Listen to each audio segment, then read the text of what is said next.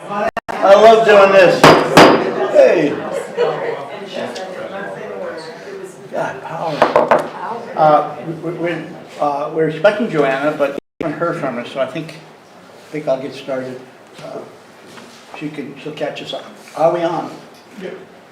Good evening. Welcome to the Town of Hanover Select Board meeting of February 28th. We're here tonight to have some fun and do good work for our town. This is our second night of budget hearings, and you want to do a quick introduction, or you want to get started right away? I could do a very quick intro. Give a quick intro. Okay, so as Peter mentioned, this is night number 2 of 3.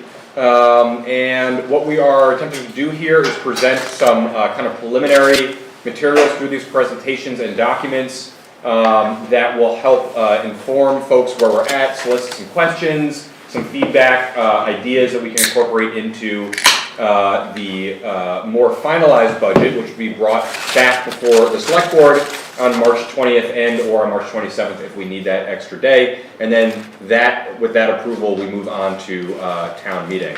My name is Alex Torpy, Town Manager, and Ellen Boyan, Finance Director, and we are sort of facilitating here. And as we've mentioned, this has been a pretty big challenge, kind of getting this budget up to speed this year for folks who maybe this is your first night. If you're watching this video, we definitely recommend that you start with night number 1 and go through the series in a row. It's maybe not the best binge watching on YouTube, but it's, close. And what we are doing is presenting some slides that have some draft materials. We try to identify places in the slides where we know that numbers are being updated, and there's going to be releases, updates that are made about once per week over the next couple of weeks as we figure out a few more details. We do have an Excel sheet with some backup documents as well. We are working on updating some of the historical data to make sure everything tracks more accurately from year to year. And of course, this is Ellen and I's first budget here in Hanover, and so anything that anybody notices, any feedback that people have on the process, on the budget itself, please reach out to us and let us know. If you catch something that doesn't look right, please let us know. We'd really love to know that. And we are, with that, I think we can go right into our department presentations, which will be the majority of tonight. And then the last half hour, 40 minutes or so, we'll be talking about our CIP, our Capital Improvement Plan. So I will ask Charlie Dennis, our first department head, to come on up and talk to us a little bit about the police department.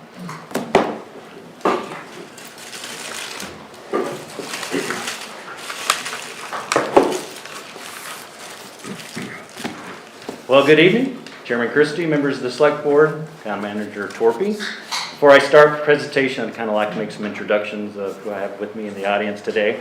To my left, I have Elizabeth Rathburn, my assistant. I have Captain Jim Martin, our communications coordinator, Doug Hackett, our operations lieutenant, Lieutenant Mike Scabola. Performing security tonight for the Select Board meeting is Officer Joe Landry. And our last two I'll introduce when I do my parking presentation. All right. So we're going to start with our department summary. Hanover Police Department is a full-service law enforcement agency and is authorized for 21 sworn and 15 non-sworn positions. Our department oversees the parking division as well as our regional communications center that provides dispatch services for 22 communities in both New Hampshire and Vermont. The department has a tradition of excellence and success, and maintaining that tradition is a goal of everyone within the department, along with our primary objective of establishing a community free of crime and disorder, upholding the values of law in a fair and impartial manner, and treating people with compassion and respect. Our motto, HPD Cares, which stands for Compassion and Respect in Every Situation, promotes that ideology. We're involved in several community outreach programs and have a Hanover Police smartphone app that assists us in connecting with residents and visitors alike through social media outlets. Our department officially enrolled and was accepted into the CALIA accreditation process in April of 21, and we anticipate becoming an accredited agency in the fall of this year. In closing out this summary slide, I'm very proud of our staff, both in patrol and dispatch, that have worked short-staffed over this last year, doing the job they do each and every day, and the administration team that I've introduced to you here that brings it all together to ensure we're providing high-quality services to our community. Next slide. We'll talk a little bit about our year in review. We're going to start with staffing. We had 2 officers graduate from our field training officer program this year. We hired 2 new entry-level officers and 2 New Hampshire certified lateral officers as sergeants, which has brought us out of the staffing crisis we were in. In last year's presentation, I spoke of the nationwide problem in recruiting and retaining law enforcement officers. Our presentation also included an overview of our staffing crisis we were experiencing and the challenges we were facing. Since my presentation to you last February, we only have 2 open positions in patrol. We're conducting another testing on March 17th and are hopeful we can fill those positions then. Even though we have been short-staffed, our officers have had great success in some extremely challenging circumstances that our community has not been subjected to in recent years. One of those being a potential active shooter call where the armed suspect was located and taken into custody without incident, and a large drug seizure involving fentanyl and meth. I'm pleased with the outcome, or the successful outcomes of these 2 cases and the incidents that we experienced in our community. We also took the time to recognize the work of our officers and dispatchers this year involved in highly stressful situations through 2 award ceremonies. We have a new computer-aided dispatch CAD system and a records management system. This was a major upgrade. It was a huge undertaking and certainly a big change from our IMC system that we had in place for over 20 years. Doug Hackett, our communications coordinator, was instrumental in not only working our agency through this change, but also all the agencies that we dispatch for. He has worked through the many challenges of not only a new system, but also all the troubleshooting of problems that arise when you're migrating information from one system to another system. We have an upcoming major renovation of our dispatch center this year. The renovation is increasing the size of the center, and the overall configuration will look much differently if you happen to come take a tour. The past year has been a continuation of updating our systems and policies to bring us in compliance with the CALIA accreditation standards.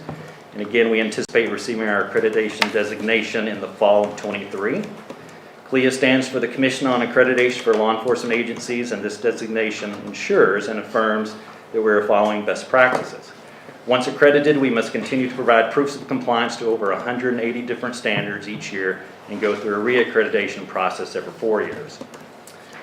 We've added new and upgraded safety equipment to assist our officers and enhance their capabilities during an emergency response to critical incidents, while ensuring that training is being provided on the use of this equipment.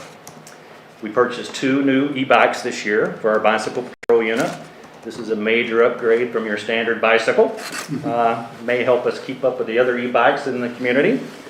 And historically, we use these Dartmouth graduation, large events, homecoming bonfire. It also allows our officers to travel a little further from their car if they do get a call and they're not so tired once they arrive on scene with an e-bike. We've also purchased 2 new hybrid unmarked cruisers that were due for replacement this year in the capital improvement program.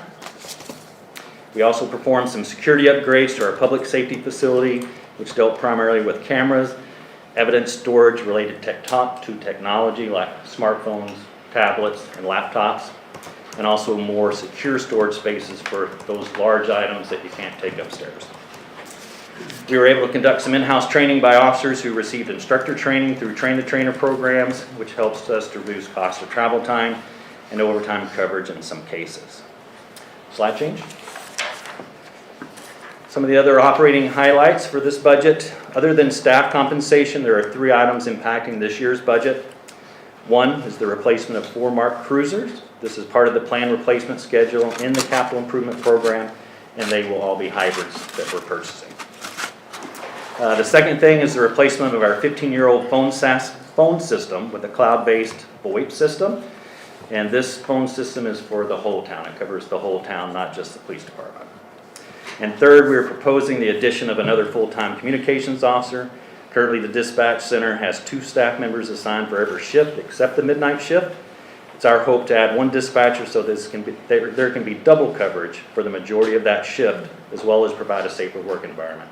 I know we had an incident earlier in the year involving the 1 dispatcher, which kind of created a critical scenario when something happens to your 1 dispatcher that's on and there's no one else there. So we're hoping we can get this passed and get that up to double coverage on that shift. It was also a recommendation in our last dispatch study that was completed. Slide change. Capital highlights, and I think we're going to do that at a later point. The next change is goals for the upcoming year. The first one is to become, again, a CLIA accredited law enforcement agency. We were fortunate to have a mock assessment here a couple weeks ago.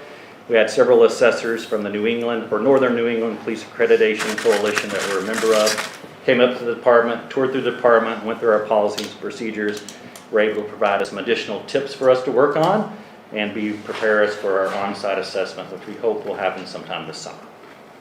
The next goal is dealing with recruitment and retention, which is always a struggle not only in law enforcement, but most places or most employers struggle with that nowadays. But again, trying to strive to maintain what we have, continue to provide quality training for our employees, and look at different ways to increase the wellness and resiliency of our staff. We also want to work to increase our opportunities for community outreach, reinstate some of those programs that we weren't able to have during the pandemic years, such as our Coffee with the Cop, our civilian response to active shooter events. We're also now able to provide CPR and AED training and Stop the Bleed training. Captain Martin has completed those courses. We've done some training at Dartmouth College and really want to look to implement that Stop the Bleed program along with our CRADE training to active shooter training. And then lastly, working collaboratively with I2 to continue to refresh and update our web pages within the town website, making it more user-friendly and giving people better access to information. And last slide, any additional feedback or questions from the Select Board, Finance Committee, or the public?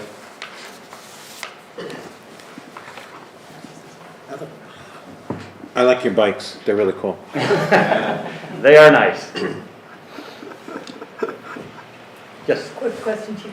Will that training, the CPR and such that you talk about, Stop the Bleed, will there ever be opportunities for civilians, for citizens? Yes, actually, we're opening it up to that. Not only training our own staff, but like the class we did at Dartmouth. How many did you have there, 30 or 40?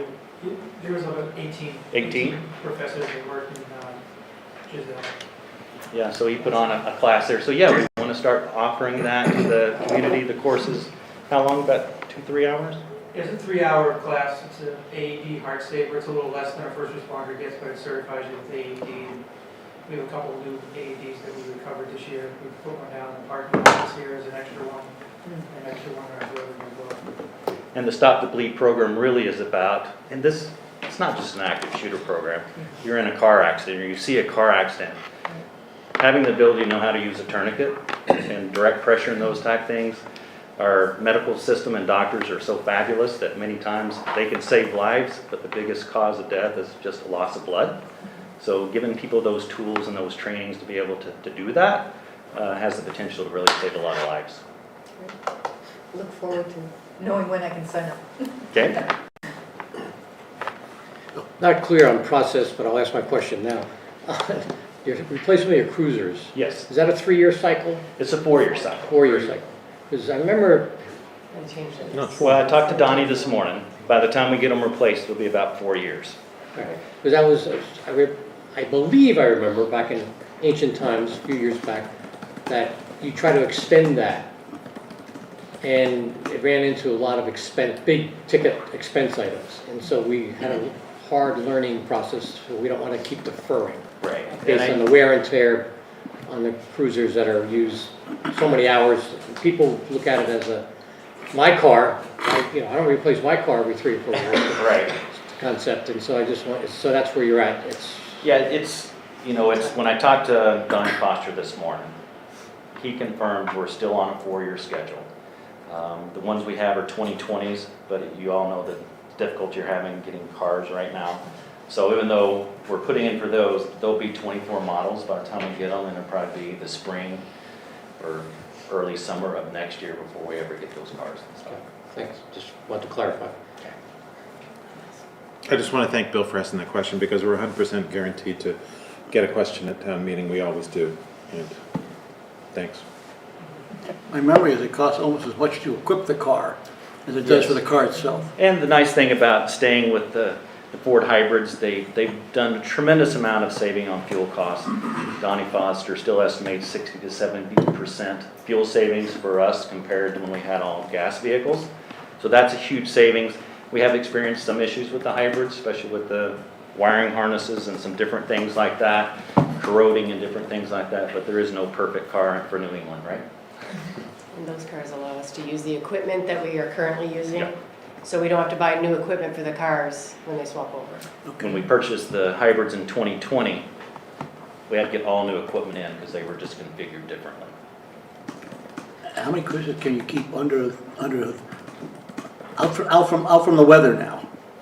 So we can keep 5 cruisers in the big garage and 2 vehicles in the smaller garage. So we can keep most of them out. Well done. Again,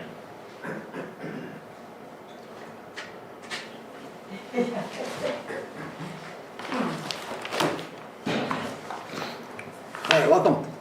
What's it? Welcome. Thank you, Kari Asmus of the Finance Committee. I put together my little spreadsheet again tonight, and I have a few questions. Like last night, I was interested in fiscal year 23, the one that we're in, because we like to try to do a year-to-year comparison. And I noticed that on your appropriations, that what the spreadsheet is currently showing is about $1 million more than what was adopted. And so I went through and I was looking what's different, and it seemed like there's a lot of machinery and equipment lines that are different for investigations, for patrol, for dispatch. Like dispatch has a $445,000 line item. Would you have any idea? The $445,000 line item at least is made up of at least one grant that we received. Doug, I think we're gonna have to come closer to a mic, please. I apologize. Without looking at it completely, I believe one of them is a $280,000 grant we received. The revenue's not in yet because we haven't spent the money, but we had to PO the money to order the equipment. That's 280 of it. There's some encumbered dispatch renovation money that's been there for at least a 2-year non-lapse, and ours is the remainder, I believe. Okay, all right, and that would explain why it wasn't in the fiscal year 23, particularly if it was unanticipated, It's unanticipated. et cetera, but then it would show up. It shows up because we cut the purchase order. and Doug, is that going to the dispatch renovation? Part of it's project? dispatch renovation, part of it was we received money to replace our fire radio system for the southern part of our communities through the Homeland Security grants.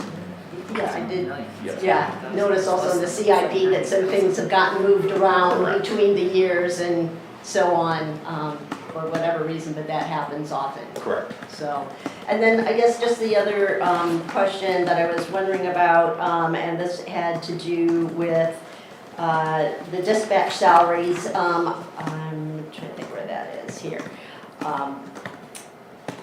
That for fiscal year 23, the figure is 590,000, and you're adding a dispatcher, and it's going up by only 40,000.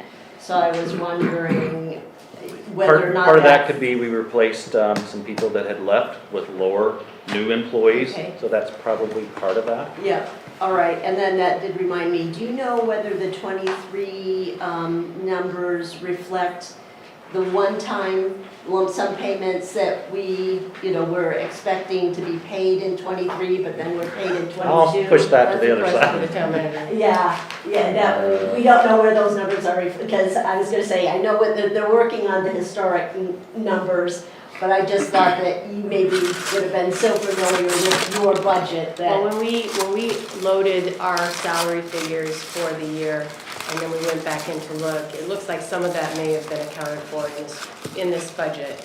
And we were looking at that earlier today, because the difference seems to be approximate to what the 5% increase might be, and then those bonus monies might be. So we did look at that today, and it's another conversation to have with the town manager and finance director. yeah, and I know that this is all a work in progress, but again, to the extent that we are trying to do our homework in advance, so that we can understand where the growth is in the budget. Right. There have been so many moving parts that it's hard to keep track of everything. Yes. So I appreciate any insights that anybody has, but those were all that I had. I don't know if anybody else. Kari, Yes. I think I misunderstood. misheard you Yes. when you said there's $1 million difference. It's closer to $100,000 Yeah. difference, not $1 million.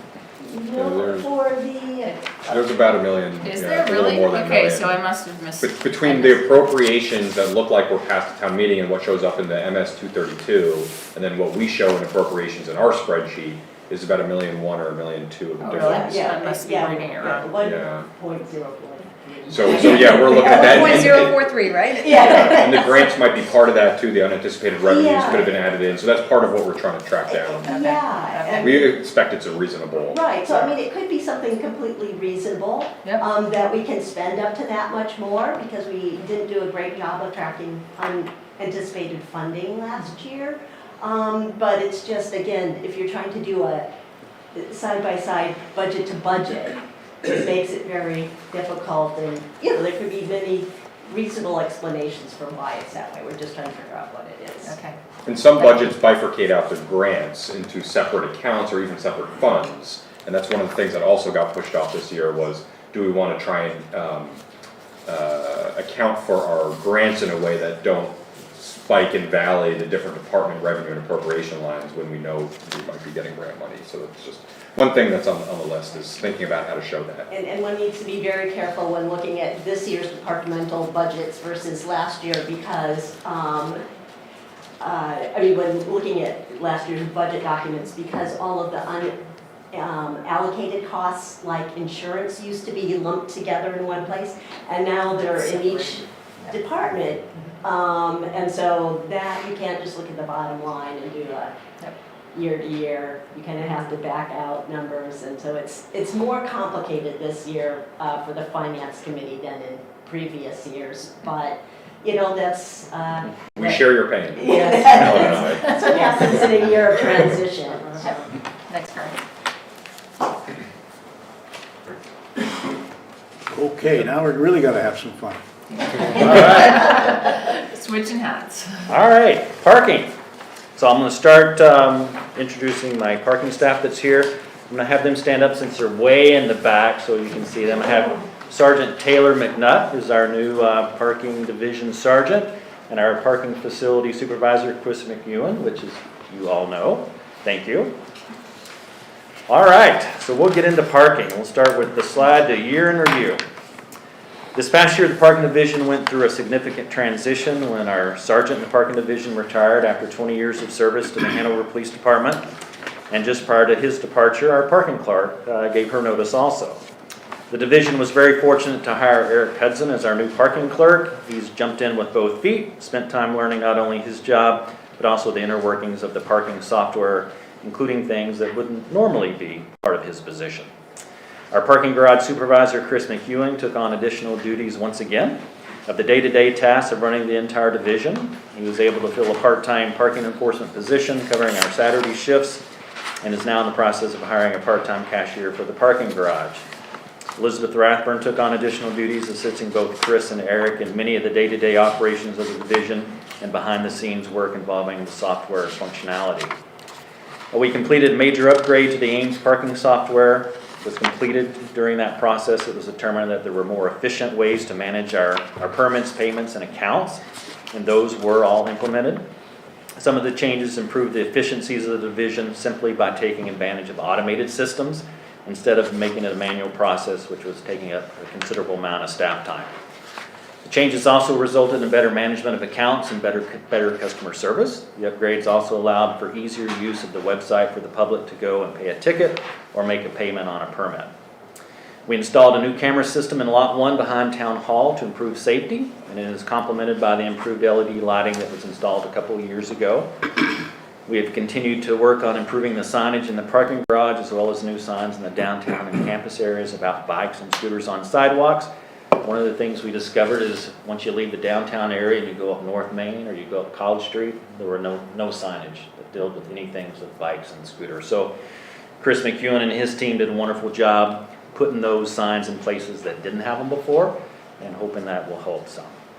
We also entered into a new maintenance agreement with the company to manage our snow removal in the parking garage, which was a challenge.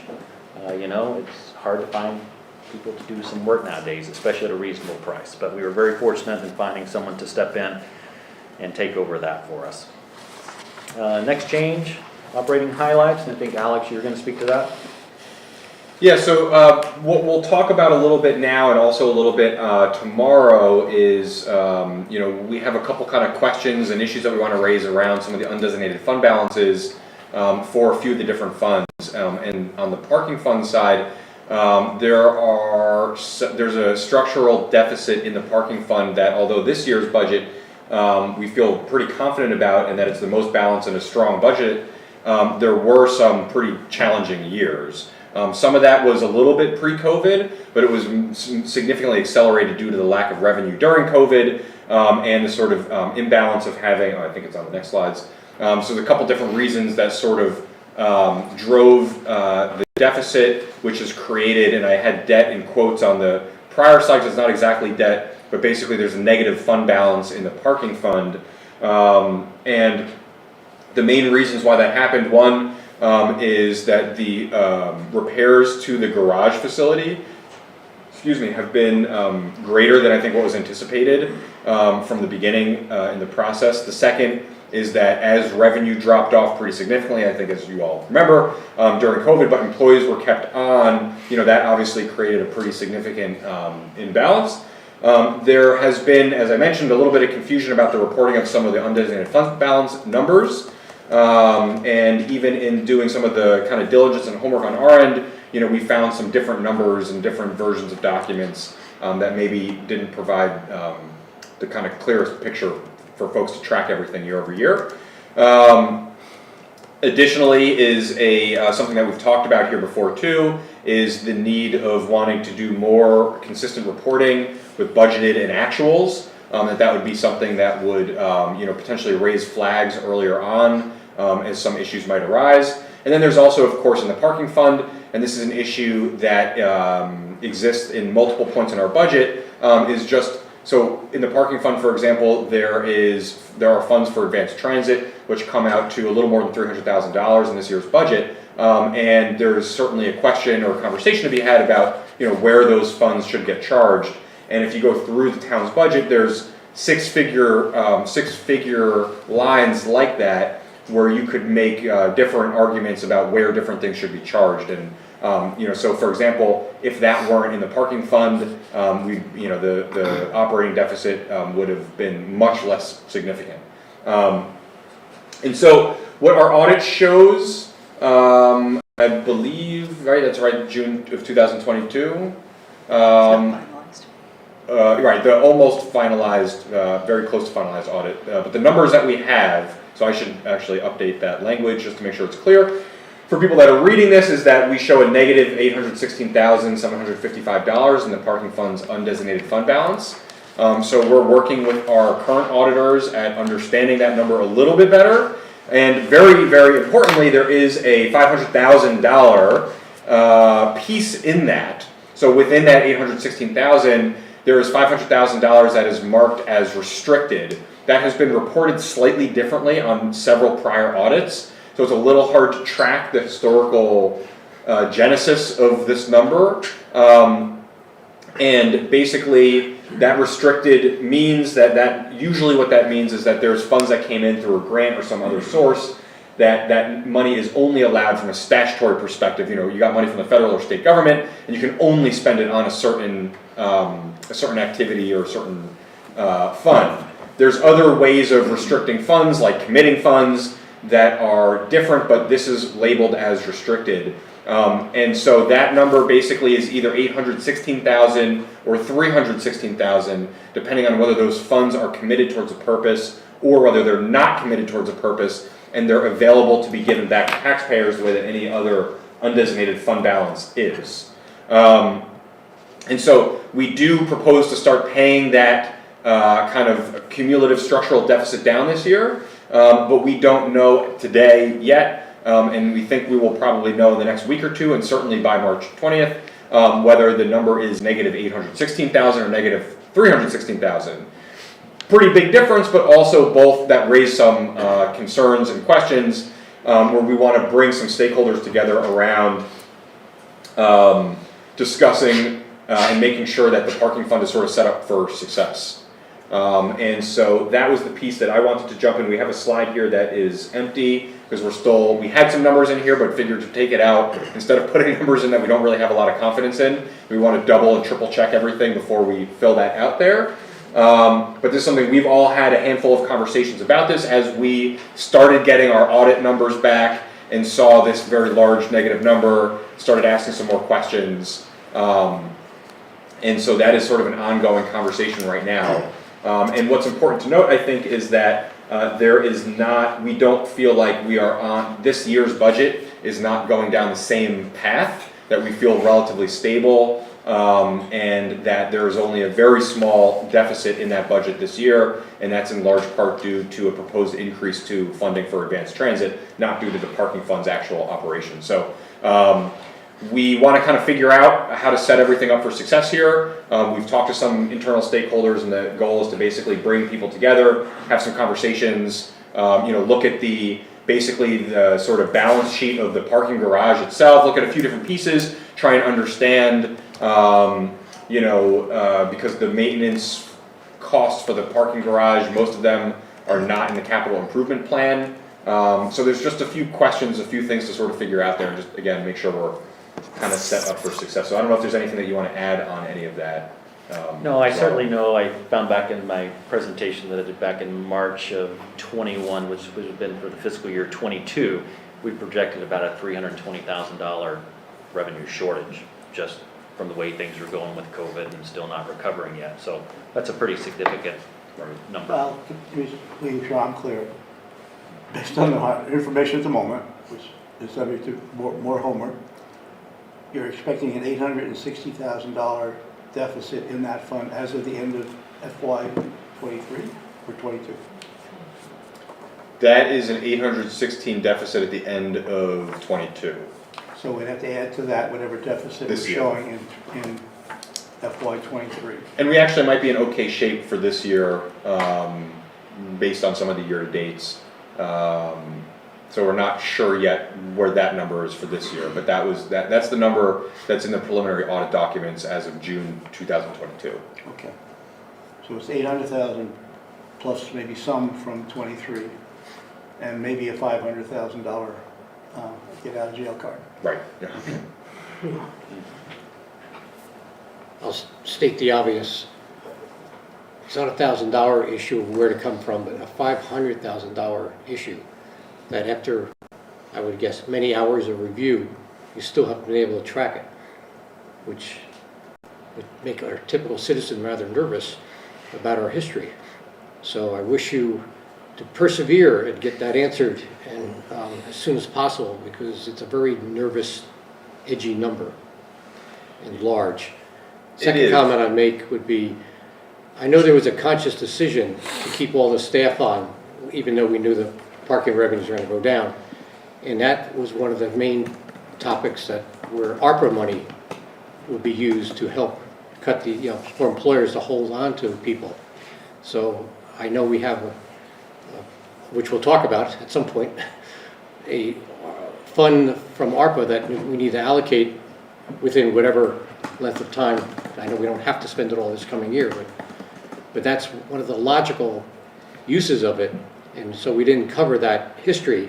We just took a part of the minus of that. So that's another example of a decision that may have, if you changed it and allocated ARPA money, you'd be less in a hole today than we are at the moment. So that's all, to me, part of the discussion.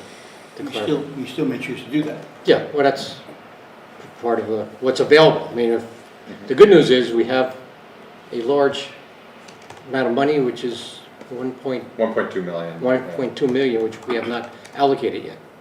And we do have tomorrow, we show a proposal to use a little bit of ARPA money to start to pay that off a little bit. Yeah. Understand that was one of the potential uses of that, and from the town's perspective, and clearly from the federal government perspective.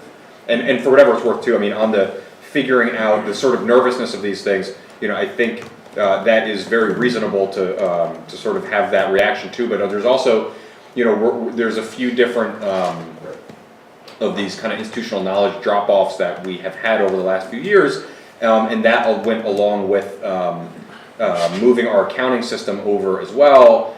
And there's like a few things that just have created in a few different areas a little bit harder to figure out exactly where something is. But that's kind of, yeah, part of what we're tracking down right now. The other good news, if I can just speak in here, is that we were very conservative in our revenue projections, and then Dartmouth has a big project that is bringing in pretty good-sized funds, but even as of today, the revenue that we've been looking at that has come in already is exceeding, I mean, we're right on track to exceed our expectations for this fiscal year. So I know that the hole is big, but the good news is that parking is doing well with keeping up with accounts and getting payments and bringing in that revenue to offset, current operations, but. Great. And maybe it's worth saying too, I didn't put it in the slides, but I don't want to gloss over it by mistake, is that, what we're talking about and the deficit in the parking fund is not a comment on the, we've talked about this obviously, but make sure to say it's not a comment on the parking division at all. Some of those things that I listed out before contributed to that, pretty much entirely. And so there's not a concern that we have about, from a management perspective or anything like that. I just want to make sure to say that too. Okay.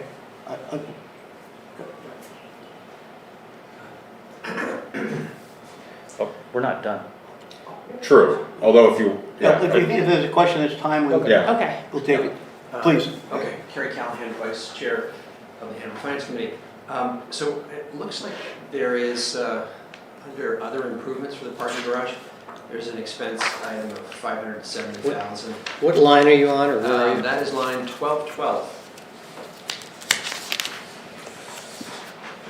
Yes, that is what we're proposing to pull out of the capital improvement program this year. Desmond Consulting, who we've had to come in and start overseeing the facility, the parking garage structure, to ensure that we're taking good care of that facility and making sure it's a safe facility. They came back in 2018, 2019, did their first assessment before it had fallen under DPW for just facilities.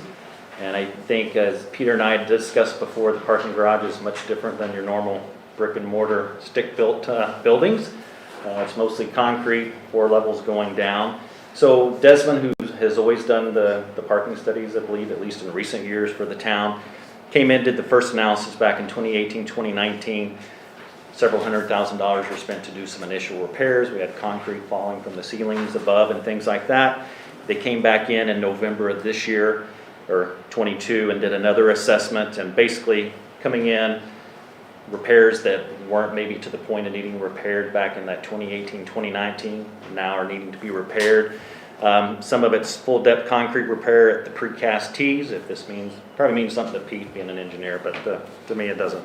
Partial depth concrete repairs at cast in place concrete, overhead and vertical concrete repairs, stair tread repair, masonry repairs to some of the brick and the capstone, removing and replacing the waterproof membrane, some new sealant, removing and replacing existing drains, completing the lighting upgrade that we didn't complete the last time. We could only do a partial complete just for budget constraints last time. It's doing that. Also, they wanted to clean and paint the stair railings. They're extremely rusted and corrosion in the north tower. And that amount was $45,000.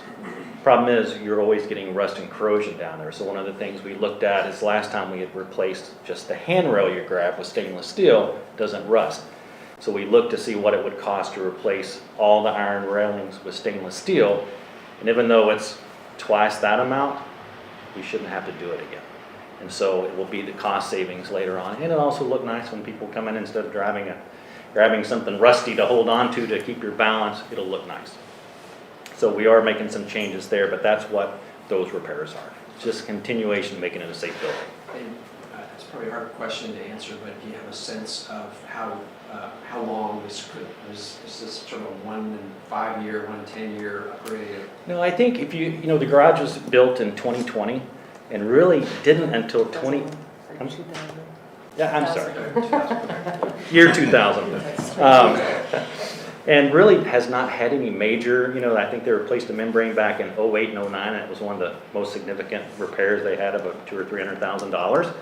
So really, like I said, it got to the point to where there was a lot of water getting into the parking garage, and water doesn't work too well on structures.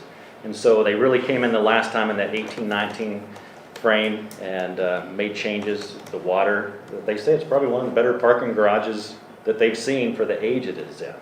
So hopefully once we get this last repair in, it will slow down a little bit. That's also why we want to continue to have them come in every couple of years and just look at it so we can maintain it before it gets more severe. Thank you. You want to wait till what's the balance of your presentation? Kari, is this something that you've already covered? The deficit, it was about what we've already discussed, not about what's coming on the next slide. Sure.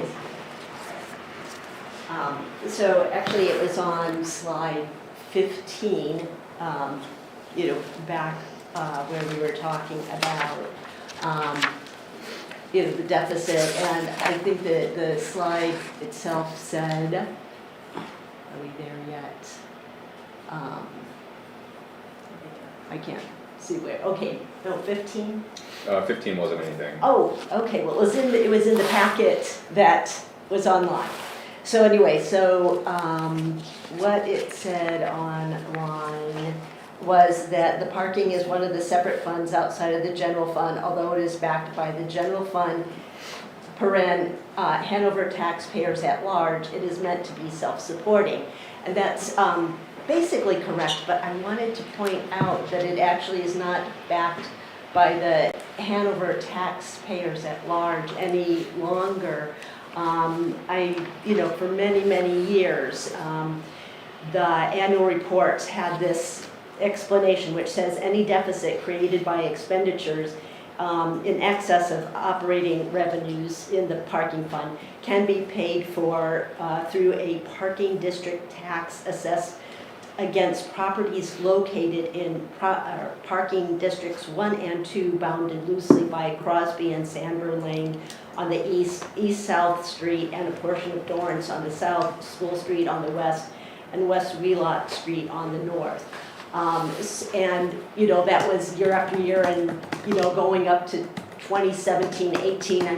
I remember Julia going through this in the budget hearings, but by then it kind of gotten very much shortened to just, she said, we don't need to reinstitute the parking district tax. And everybody like, whew, okay, good. But in fact, in 1995, this parking district was set up in coordination with our town charter and RSAs and everything else.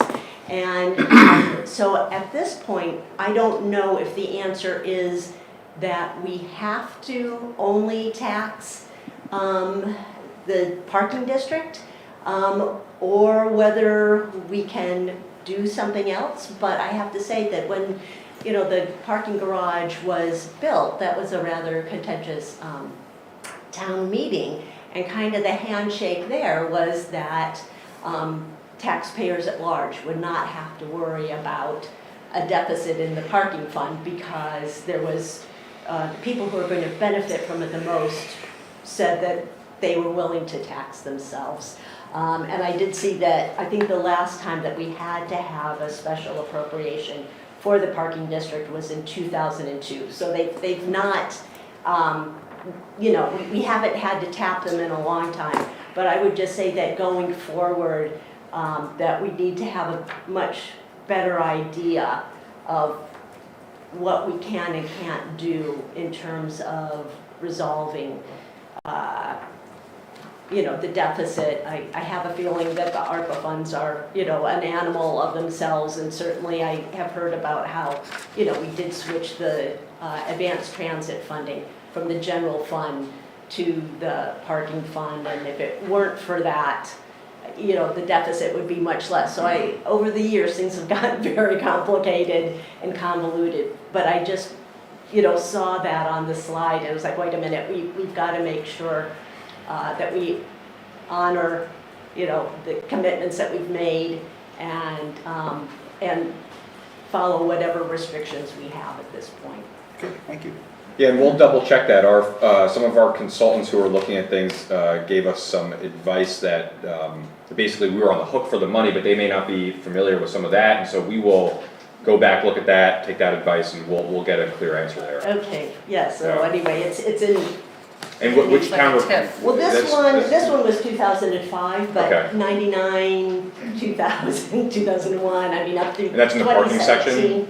Yeah, Okay. it's the town manager's, discussion under the parking fund. Okay.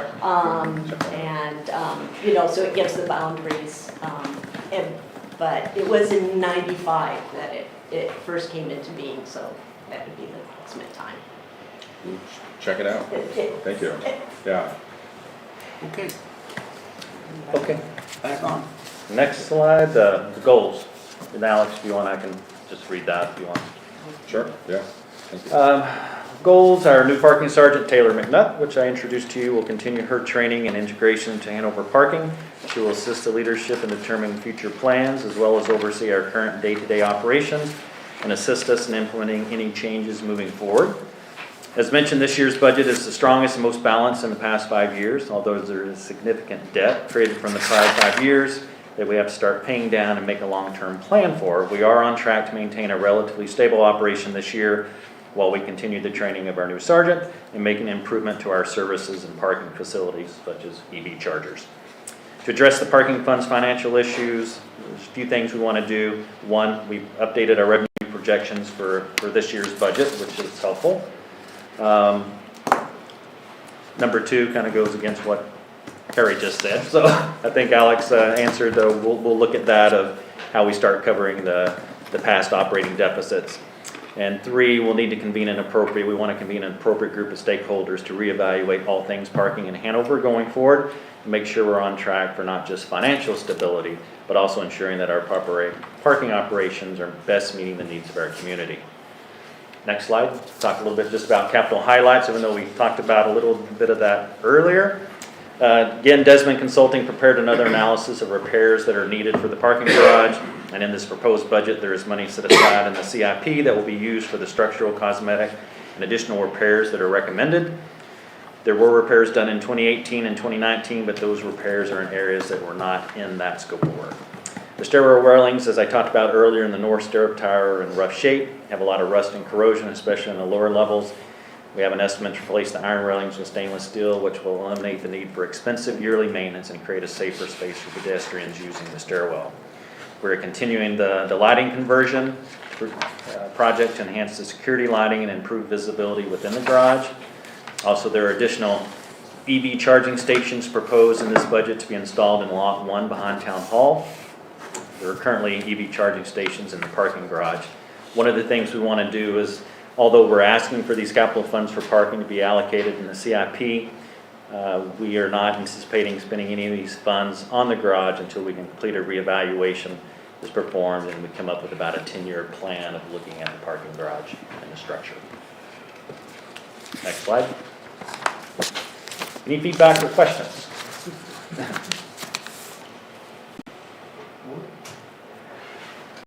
All set here. I think we covered it. We'll be back to the topic. Thank you. Thank you. Thank you. That was less painful than I thought it would be. I guess we still have tomorrow night to work on though. Right.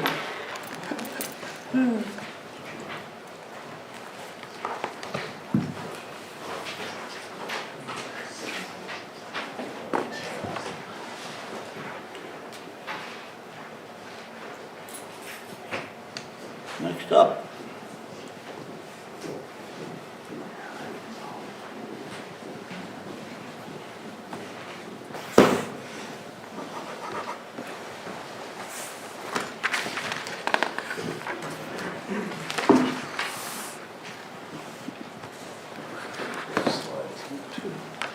All right, good evening, thank you for having us.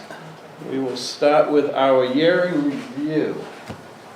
So year in review, biggest thing for us has been Might be staff. with you at the desk. It's for the audience. Introduce all of you. Oh, yes, For sorry. our viewing public. For our viewing public. My name's John, I am the Parks and Recreation Director, and next to me is Liz, the Assistant Director, and next to her is Nicole, the Out-of-School Time Program Director. All right, so we will start with the year in review. Biggest thing for us has been staffing levels this past year. Half of our staff has been with the department for less than a year. And it's really been a rebuilding year for us. We have had at least one vacancy throughout the whole year. Currently, as you saw on the first slide with our org chart, we have 2 vacancies. So that's been a reoccurring theme, you know, with recruitment and retention. And that's something, you know, I'm sure you've probably heard through all the departments coming up here. This past fall, we did have a critical staffing level. We were short 4 full-time people in the fall. We had 3 vacancies and 1 individual out on long-term disability. And that forced us to cancel the fall test and, you know, really readjust a lot. Filling seasonal positions has been just as much a struggle as the full-time positions. And this has really hit the, you know, summer camps, after-school program, and the grounds division. And for the cast, we had to actually eliminate the 3rd, 4th, and 5th grade in the after-school program this school year, just because we did not have the staff to cover that. The good news is, just this week, we started to reintroduce those grades into the program. So we're slowly getting there. But I think right now we have, 3 seasonal staff in the after-school program? Yeah, we're 4, yeah. So I mean, we're still at very critical levels, but we're limping along with that.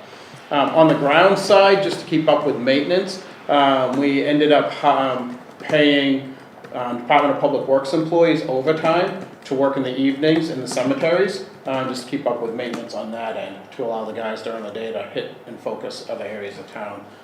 So it really has been critical staffing levels for quite a while now. On the ground side, we have not been at full seasonal staffing levels since 2019 with the onset of the pandemic.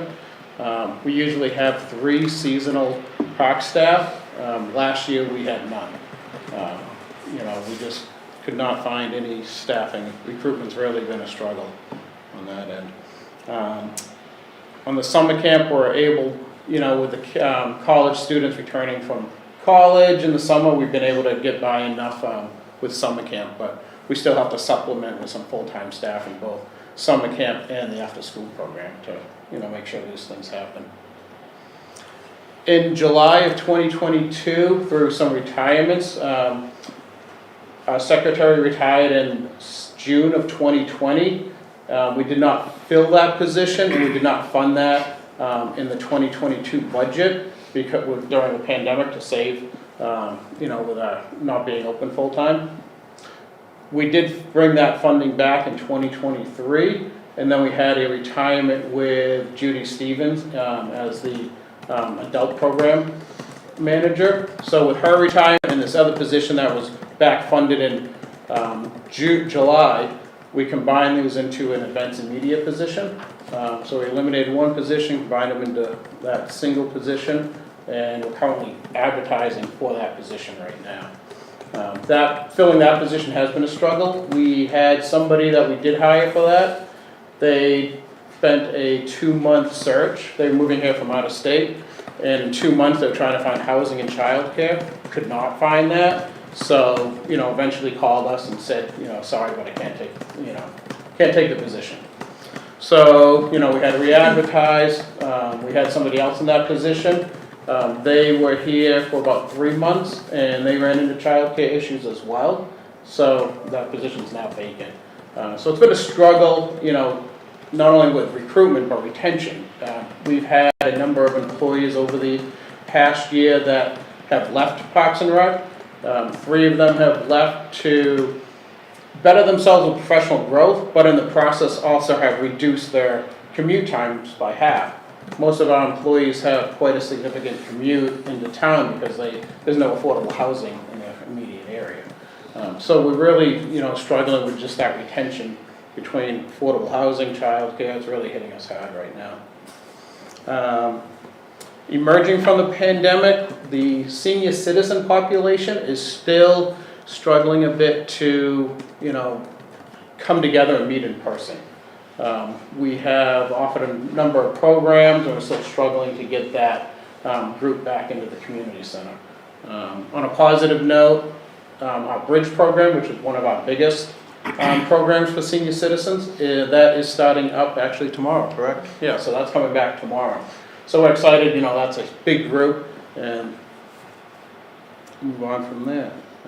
And I think that's everything. Emerald Dashboard, we did get some additional funding in this year's budget to address the Emerald Dashboard, so we have done a number of tree removals in certain areas, and we're also doing a treatment to inoculate them against the Emerald Dashboard. So that's a trial thing, we'll see how it works. But through the literature that we've been looking into, it has a good track record, so we're hopeful. And we've really concentrated that on the downtown specimen trees, some of the really big ones. So, all right, next slide. Operating highlights. We don't have any staffing changes coming up in this budget, and we have started to build back up some of our revenue lines and expense lines as the revenue lines build back up from the lows of the pandemic. We are back to covering 49% of our overall budget with revenue, which is about typical for our department. And the big thing in the budget we switched around is special events was, it used to be included in the community center budget. We've actually broken that out, so that division can actually be seen as its own separate thing. So we have funding in there for the special events, also showing, some of the revenue that comes in from these events. So that's the biggest change in the current budget as presented. Capital highlights, none. Goals for next year. Again, we're looking at, next year being a rebuilding year still, with 2 vacancies still yet to fill, and still that, younger staff. It takes a lot of training. Liz has really been dedicating herself to, getting everybody up to speed, training, with everything that we do. And filling our seasonal positions. We really got to work on strategies on how to attract seasonal staff. It's been a struggle, every business around here is facing that. So just trying to be competitive and figure that out. And basically, we have been doing some really good partnerships, working with the culinary students at the Hartford Area Career and Technology Center. They actually cook all of the lunches for seniors. And we used to do that as a potluck. During the pandemic, we switched that to a grab and go, and that's been incredibly popular. So we just recently offered seniors to come back into the building instead of picking up their lunch, and so they'll come in, eat, and we have a bingo program that we go along with that as well. So we're slowly getting back to having people back in the building as far as the seniors are concerned. And I think that's everything. So what historical programs are we still not able to do in this coming fiscal year? So right now, what we're struggling with is a lot of the senior programs. So whether it's senior fitness, they all still are running, they just have lower numbers than usual. Our potluck lunches, and a lot of our informal, just social hours for seniors, that's been the biggest struggle. Some of our line dancing, that's back up to how it should be, with normal numbers. Duplicate bridge, like I said, is starting back tomorrow. That's a smaller group, but hopefully we'll be building that back up. Anything else that we're struggling with? Besides staffing, I think. Yeah. Right, it's tough to implement new stuff too with the staffing. It's just been so much training this new staff.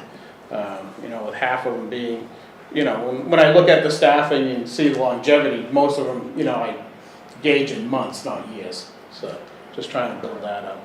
And one of the other things that we're working on too is like the demands of the community have definitely changed since COVID. So we're working on, assessing which programs are still popular, viable, and which programs to revamp. So there's still a learning curve going on there. Interesting. John, the, I'm gonna call it Twin Pines housing that's in front of you or beside you, we doubled the number of units. Has that had any positive effect, or there's not an immediate corollary between the individuals who live in those apartments and your senior attendees?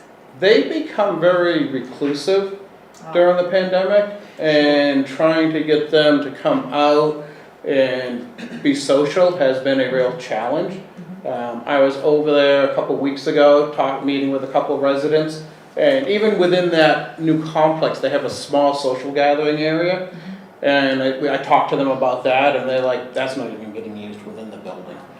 So it's really been a struggle for them. I think the pandemic really affected them so much that, they just got used to, kind of holding up into their small apartments, not coming out. So yeah, we don't see them half as much as we used to. So that's another thing, we're trying to build up these social hours again and really get them to come over and, be back to where we used to be. I mean, we used to have residents from there in the building every single day.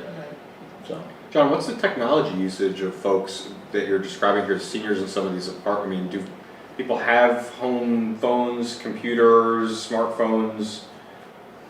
Do you have a sense of, for the folks that that you were sort of just describing in that building or elsewhere, do you know where they're at technology-wise? most of them have computers. The degree to which they're proficient at it, because a lot of times there's a number of residents where, before the pandemic, I was over there on a weekly basis helping them, get their computers back up and running, because they did something. So, I mean, You just call Corey and have him come yeah, exactly.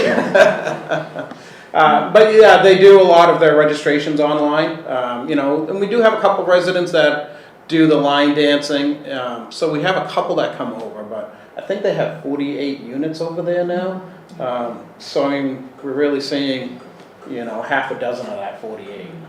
And we do get permission to hang flyers there too, so we make sure that technology isn't a barrier for people knowing about our programming. Right. And are they able to access some of the programming through technology? Like, I mean, I thought you were going to say that the line dancing people were doing that by Zoom, which I was trying to No, that's in person. Most of our programs now are all in person. Right. Yeah. We're still offering some of them, via Zoom. That'd be an interesting use of the Zoom room at the How. Yeah. Dance class, yeah. Okay. Just clarification, John, on your after-school programs or your summer programs for children. I recognize your staffing is hindering you, but if you had the staff, does the revenue match the expense? Or is it? So for the out-of-school time programs, that is always the budget we present is break even. So the revenue covers it. We don't plan for that budget line to give a surplus back to the town, nor does it cost the town. Every year we've actually given a surplus back, with the exception of the first year of the pandemic. So in the history of the program, it's always given some money back. But the intent when we build the budget and present it, it's a net zero budget on that end.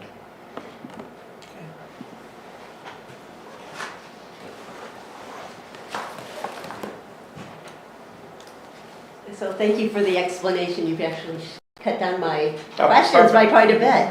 But just the one and somehow in the spreadsheet, it was in a bright yellow, that it shows that the out-of-school part-time salaries is down to 90,000 from 121. And I was wondering, are you budgeting a lower number, thinking that you're not going to hire as many people as you want, or what explains the? So that's a combination of two things. First is the reality of what we can actually hire. And secondly, as I mentioned to Bill's question, the OST budget always has to have a break-even point. So when we had to budget in salary increases and fringe benefit increases, that money has to come from somewhere. So we do have we have about $50,000 in reductions in the OST budget. Yeah. To make sure that it was a break-even budget. Okay. All right, and then I just have to say, I was curious about programs in terms of Mustard Day at Hanover Center, because Yep. Last year the Boy Scouts had been told that they, that we weren't having the regular Mustard Day because of COVID still last spring. Yep. And I was just wondering what they can expect this year. Mustard Day was a program, it was one of those special events that was really a net zero on our budget. We would have the Hanover High School come in and play the music. We had we'd always find a local person give a historical talk. Jack Stinson would provide the catering for free. So it was always a community event that didn't cost anything. The high school pulled out, so then we had to have North Country Chordsmen, Lime Community Band would come in. So that was like a $600 or $800 expense. So as it grew, as different community organizations pulled out, it started to cost us money. So that's something we have to look at, because we don't actually have money budgeted for that event. It was always a break-even point. I see. All right, well, I don't think anybody went for the music, so. Yeah. But it was a big part of the event. It was the 407. Yeah. Presentation was pretty Just- exciting for the second graders. Right, and having one high schooler or two that did the taps Right, on exactly. opposite sides. So I would hope that the music isn't because I mean it did, I don't know, 100, 150 people, would come together. And otherwise Hanover doesn't have a Memorial Day Correct, celebration. right. It Yep. really is the only thing in town for Memorial Day. So I hope that can continue. John, I just have one last question with the cost of cast and so forth. Are we turning citizens, are we turning families away who would like to? I mean, I know Yes. other years it's been a problem. Right. People have had to sign up like the moment registration Right. is over. We've always had a wait list for the program. Yes. So obviously, 3rd, 4th, and 5th grade families, Right. did not have, we weren't able to provide any service Right. up until, this week. So yeah, we have been turning a number of families away, much more than our traditional. Because we are capped at about 150 kids total after school. 130, between what we have available in space in the two schools. So that is our cap based off of facility use, but we've cut that back. What have we been going with this year? 80 kids this year, so. Because you already mentioned it, in terms of getting people to work here and so forth, childcare, and childcare in the whole, infant to age 11 or whatever, childcare has a very broad definition. Yes, and that's something we face. I mean, we have one OST position that's been vacant for 10 months that we've been trying to fill. Wow. So, when we look at our competitors, the River Valley Club has a childcare program. Yes. So when they hire staff, their benefits and wages are comparable to ours. But two things that they give their employees that we can't is free childcare and a free gym membership. Ah. So all things being even, these are two things, that we can't meet those needs of. Right. So, we're just not as competitive as some of our, not just other government agencies, the private sector as well. So, as we're struggling with childcare and after-school care, and I know our policy has always been net zero programming, if we can't hire people because there's not after-school care or childcare, having a net zero system, we can't even, maybe we should be subsidizing this program. Because, this year we couldn't offer 50 children after-school programs. There's no RVC membership, there's no childcare for these people. So, perhaps we should, and I know our budget is crazy this year, but these are things that we actually can control as a community. And if we feel it's important to help our citizens have after-school care, then maybe the net zero philosophy for the rec program in this instance is a bad one. Right. Do I understand that one of the ointment is hiring staff? If you had staff, you could do the program, and people are more than willing to pay. Correct. So, I don't understand how putting money into it doesn't really solve the Well, problem. we could maybe get an RVC membership or offer childcare. We're not being competitive, is what I just heard you say. Correct. Is that the wages are comparable, but we can't give the little extra carrot to get those staff people working for us. And it could be also that the people who need childcare in the Hanover school system can't afford, I mean, I think it feels like we should be trying to do something to help you get staff. Right, I think we definitely need to be more creative in our, solutions that we seek, because, the same old model that we've been following isn't gonna cut it in this current job market that we have. Yeah, I mean, if there's a demand, and we've always had a waiting list, and the reason why we can't meet the demand is because we can't hire people, we have to figure out how to hire them. Right. And if it's more money, then it's more money. If it's, Yeah, if they're childcare. offering other opportunities, then we need to pay more to be able to get those Exactly, people to that's come to us, my yeah. point.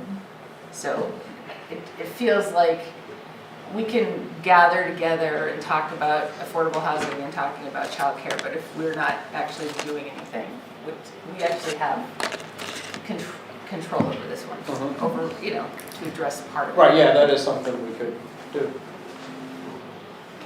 Thank you. Any other questions? Very good, thank you. You're welcome. Thank you. Thank you. Fine. You wanna take five, Water, you wastewater. wanna take 5 minutes? Yeah, Yeah, let's do that. let's stretch our legs and come back at 25 past. Get this much stretching at a rate.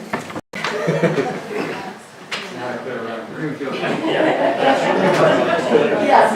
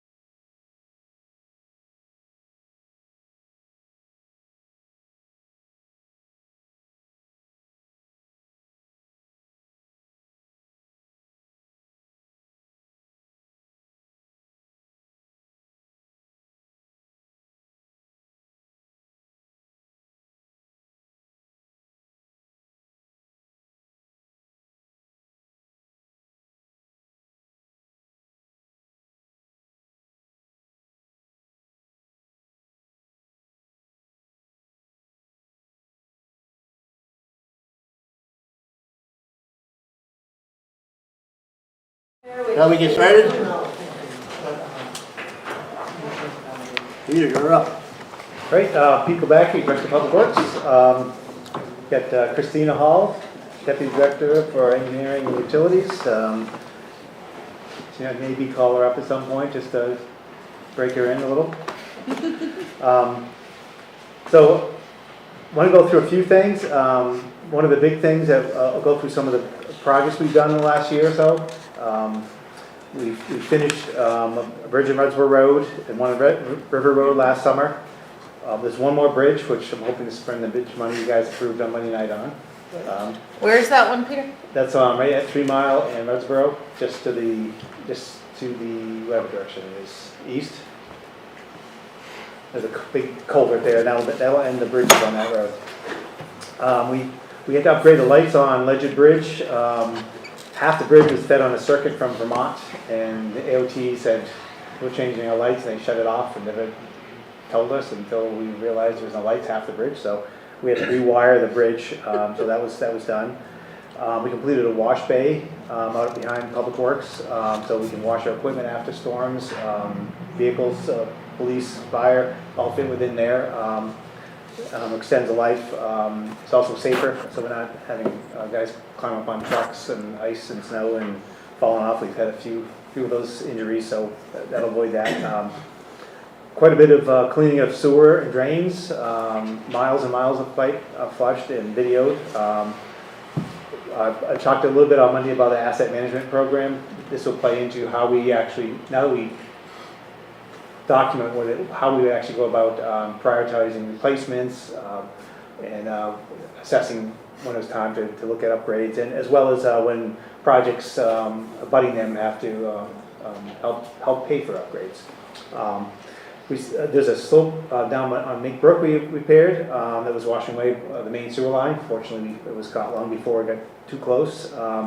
Changed the heating system at Howe Library, and RW Black, the main supply of heat in there is now heat pumps, low temp heat pumps. So we'll be able to cut the fossil fuels in those two buildings pretty dramatically. In fact, we barely turn those on. Fortunately, we do have our fuel oil backups because they don't work real well when it's well below zero. And we were fortunate that we had a backup system. So that is certainly something we can continue to look at. Also did some repairs to the siding of RW Block. The Heidi board decayed because of it wasn't meant for the type of environment. The lower section of that's been replaced. We did some of the internet at this building as well as DPW, and changed over a couple of the fire monitoring systems that previously were hardwired and maintained by the fire department. Now they're done through a radio system. Finished the largest solar municipal array in New Hampshire. So that's a big accomplishment for us. That's roughly 94% of our municipal load is generated on site. So that's something that, and we also have a new array going at the library this summer. So not going to get to 100% for that one, but get closer. Does that include the electricity for the library? How? Yeah, it'll be one of the trackers. Okay. So we've got a couple of places we paved, major Truscott, Redsboro to Fenton King, Stevens Road, as well as we did some work on the roundabout paving on Reservoir Road. It's pretty rough shape. We know that Lime Road has got some work. When it was paved last time, it was paved after it had rained, and it was not enough, didn't dry enough, and didn't put down enough adhesion between the two layers. So that's something that's going to have to be milled and paved again. Timing of that might have to wait depending on college housing projects. We don't want to go ahead and do all the work and have it torn up again through a lot of equipment driving over it. Some large piece of equipment we purchased last year. The excavator was replaced. That does most of our ditching, pipe laying, and work moving slopes and things. We use it in some of our road work, but typically that's done with the bulldozer. The sweeper that cleans all the streets. It's a vacuum sweeper, so it cleans catch basins as well. Replaced one of our sidewalk tractors, a smaller pickup truck, and our calcium chloride tank, which is part of our pre-treatment system that we treat the roads for reduce the amount of salt we use. It's a brine calcium chloride mixture, so that's part of that system, as well as we use the chlorine, calcium chloride in the summertime as a liquid form to help when we regrade roads and compact them so they don't keep down the dust. Also keeps the roads from rutting up quite as much. I'm not going to go through all the detail of what the increases are, but it's kind of Now I know. I'll go over some of the highlights. Some of the big things are recycling contracts. We have in our contract a floor and a ceiling CPI increase between 2.5% and 5%. And one of the big things that really is driving this is the commodity market. So there's an offset where the recycled material is sold to market. And if the market's great, we make money and it pays down that expense. But the market has been poor. That's something that is the areas where if we had to start paving a recycling system from scratch, there's a lot of things you wouldn't recycle. Plastics is one of them. Cardboard would be one you would, metals you would, but you wouldn't do a whole lot else. But we have what we have. We did pull out the glass, and we have a glass dumpster at DPW now. So we actually that is being sent to market. It's being recycled into either glass cullet and made into insulation, or made into aggregate for bedding for under pipes. We saw some pretty big increases in the prices of salt, 20%, 25% increase. Prices increase in pavement. They hasn't gone up a lot in the last few years, but it jumped pretty dramatically this year, and it's driven by fuel pricing. Typically, it wouldn't follow fuel. It used to stay pretty steady. When the fuel prices went up and down, it didn't really change much, but now it tracks it pretty closely. It's getting to the point now where enough of the material that is used to pave is actually recycled aggregate from previous paving. They grind it up, and then they added a virgin product, and that virgin product is really expensive because it's they crack the barrel of oil so well that what's left is a small amount, so it's pretty expensive to buy. So that's what's driving a lot of that. We've had some pretty good increases in fuel pricing. The price of diesel went up $1 a gallon from what we've been paying. Unleaded wasn't quite as much, 50 cents a gallon, still a lot. So those are big jumps in pricing. A couple of capital reserves, and some of this is just driven by pricing that we're seeing in equipment. We've had to bump those to make those accounts balance. A good thing and a bad thing, we saw the energy cost for all the buildings go up because of the price of natural gas. We're banking on this, and I've got a project I've got to finish. The street lights will save us almost all of the money that we'll have to pay for increase, and plus we'll have actual surplus of what we had paid last year for energy. So that's a win there. That assumes I finish the project. I just got the approval for the accounting to DOE to actually get money. So it's a pretty complicated process. It's been taken since September. And actually last May I got the confirmation that we had the money. September we finally got sat down with 5 people from DOE. I've been meeting every 3 weeks, and we've been bouncing paperwork back and forth. Change this, change that, change it, change this again because we changed something. The good change is we went from a 50-50 match to an 80-20 match. So it's gone in our favor. So it's worth waiting a little. Although the longer we wait, the longer it'll take, the more we get into next year, the more money we'll spend on electricity. So it's one of those catch-22. So hopefully we'll get that underway here pretty quick. Can I just ask, is that something we can do in-house, or is that something we that you can't do farm the out? lighting in-house, partly because you're working near the live wires. Okay. It's done in a live system, so we'll hire a contractor. That there are specialty contractors that can work with Liberty, and so they'll do those. And we'll be putting LED lights so we can control the light levels. We can make them set back. We can have them different light levels at different locations, so we can have brighter at intersections and not so bright in other areas. It's a better light. It won't be as harsh. When the LED first came out, it was more of a blue light. This will be more of a yellow light, a cooler light. So it'll actually be quite a bit of energy savings. You know, it's almost 60% of the energy you use to run the existing high-pressure sodium lights will be eliminated. Right. Peter, this is awesome. We first started talking about this. It's been a long time, 20 years, I think. Oh, God. Yeah. Yeah, well, the first thing we talked about eliminating lights, that almost. I remember that. Yeah, I it was got, almost my last day. It was almost your last day, I got a little heat over that one. yeah. We got rid of 2 lights, though. That was a win. 2 out of how many? Yeah, 2 lights. It was a dead-end street that people didn't want lights. Yeah. And people have moved into those streets now asking for lights, so. Should have taken the poles down. Well, we took the bulbs out, we took our mast down, so we told them we don't have money for that, so. We had heat increase. Fortunately, we didn't see the heat increase as much because we've moved a lot of our buildings over to heat pumps. So the electricity went up because we're heating more with electricity, but our fossil fuels went down. But we did see a big savings in our heating and police department because we've changed our fuel over from number 2 over to propane. So we actually saw a reduction in our fossil fuel price. So we saw a savings there. So moving on. Some capital highlights, things that are proposed for next year. We have a trailer, a 20-ton trailer that's basically used to transport our roller, our excavator, our bulldozer.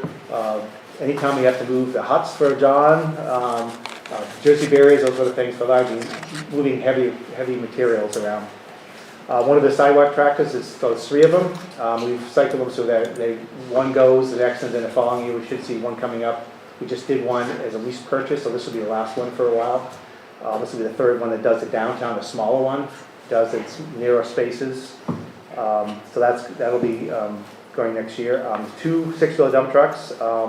When we budgeted for these, they were about $180,000. This is 5 years ago. So the prices just keep going up and up and up. And part of this is the fuel emission requirements, and that's something that it's a struggle. We joke about at some point changing over to electric vehicles, and we can tell you at some point they will be cheaper than diesel, just because of what you have to do to them.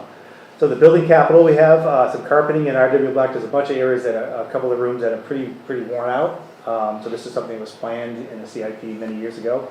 The Howe Library, we have 2 sections of the roof. The original Howe Library, which is the east side of the building, the west side of the building, that was replaced back in 2015, and this will be the east side, which is a newer section of the library, will be done. It will be a 20-year roof.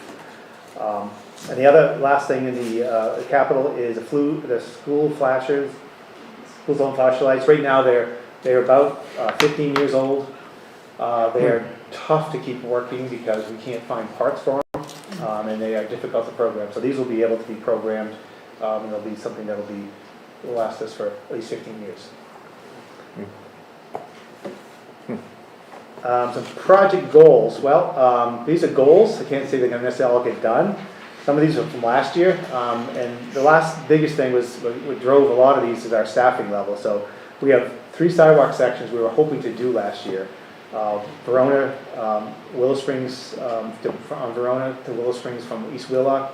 That's when we have to actually do this year because that was a CIP project, I think 4 years ago. So if we don't do it this year, we have to ask for allocation next year if we're going to do it. So we'll lose the appropriation. There's a gap on Crosby that we started to do. We started to grade a little bit, but then we lost 2 employees and didn't have enough people to do the work, so we stepped back. We didn't do that. And we have there's a small sidewalk at the end of Reservoir Road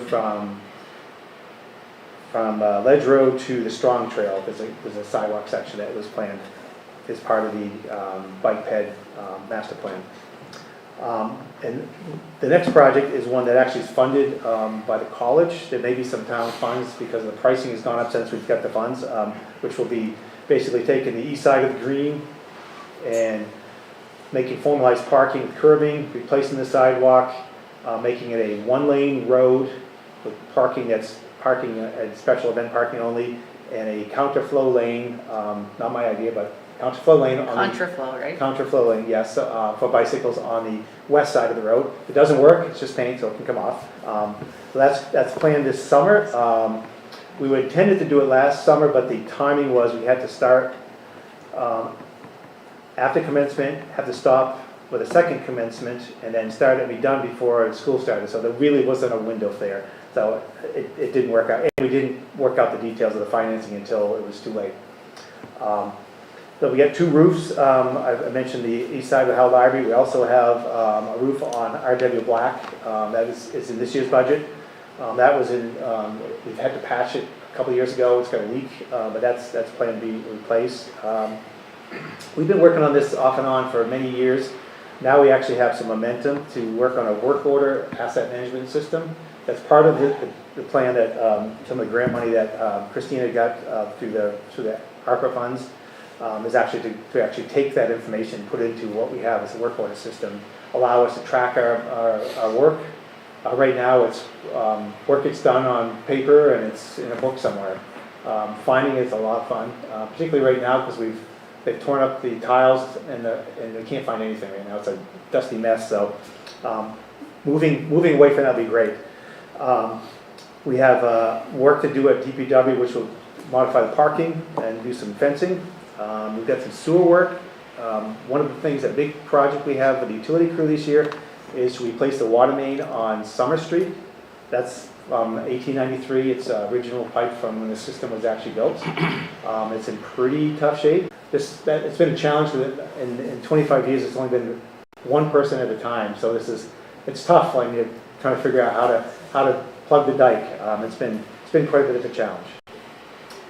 That's the general fund piece. Any questions? Wow. It's a lot. I'm worn out just listening. Sorry. I'm not done yet. I know you're not done, but I am worn out. I haven't noticed, this is like, random DPW question. The pre-brining, are you guys still doing that? Yeah, we're still doing that. It's just this. It's a weather right now. It's been a weird Earlier season. in the year, you would have noticed it more. When we have, part of the problem is if it's too cold and the storms are too close together, you can't use it. Yeah. There's temperature limitations on when you can use it. It's really intended to buy you a little bit of time before you have to get somebody to come in and plow. It probably buys you an hour before things get really bad, so we're able to get ahead of things. We have used it quite a bit on sidewalks. That's actually helped a lot. We have been able to hold off on calling people in to plow sidewalks more than usual, so that's a plus. But you're right, it hasn't been as much. Certainly recently, it's been pretty challenging.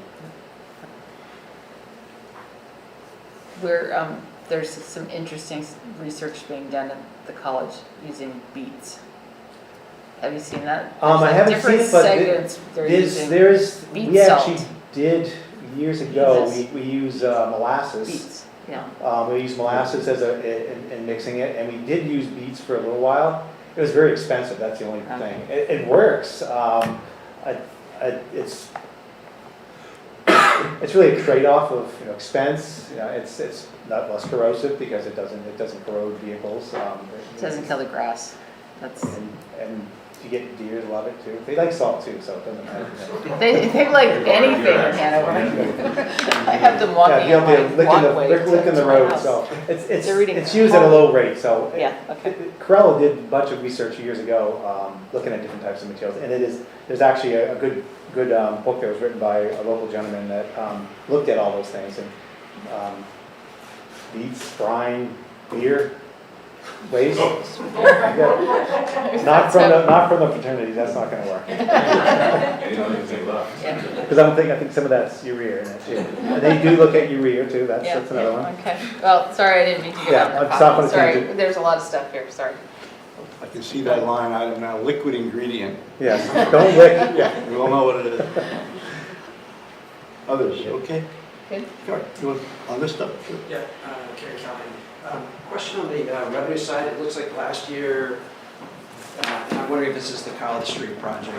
Yes, it was $1 million. That was actually the pump station down by Alleged Bridge. That was part of the engineering school. There was essentially a joint project. It was paid for, I don't remember the ratio, it was like 60-40, town paid 40, college paid 60%. So they paid up the upfront cost, and we paid them back through our wastewater fund over two budget cycles. Okay. Because that drops a lot. I guess. Yeah, that's basically, that's a line item that it'll go up, the expense will go up this year because we have the money for College Street. You'll see some revenue that wasn't anticipated. Okay. And then it'll drop back off. And that money's already in the town's It won't come in till March timeframe, so tomorrow? Maybe next, I think it's mid-March is when it's coming, when they're supposed to get to. We won't be spending it until we actually have weather enough we can start work. But that's in this year's budget. It's in this year's budget. It will span the 2 budget cycles though, because we won't finish before July 1. Because we'll start some of the work on college, some of the drainage work before commencement. And then there's a couple weeks there we can't do anything, and then a week before the end of the fiscal year, we're not gonna finish. We have to tear sidewalks out, we have to do curbing, we have to tear pavement out, so that's not gonna happen until probably July, August. And how big is that job, roughly? It's from Wheelock to Wentworth, the whole streetscape. Oh, it's right in financial terms. 143,000 in expense, that's the material cost, so it's done in-house. So if you were to contract, it would be about 3 times that. So the staffing and the equipment are all in-house equipment, so we were able to do a lot more than if they just gave us some money to contract it out. So it's a big savings to have. We've done a few joint projects like this where we can, both the college benefits and we benefit. We get something that we wouldn't have otherwise, and we save them a large expense, and we save ourselves a large expense. So those sort of projects work quite well. Thanks, Peter. Welcome.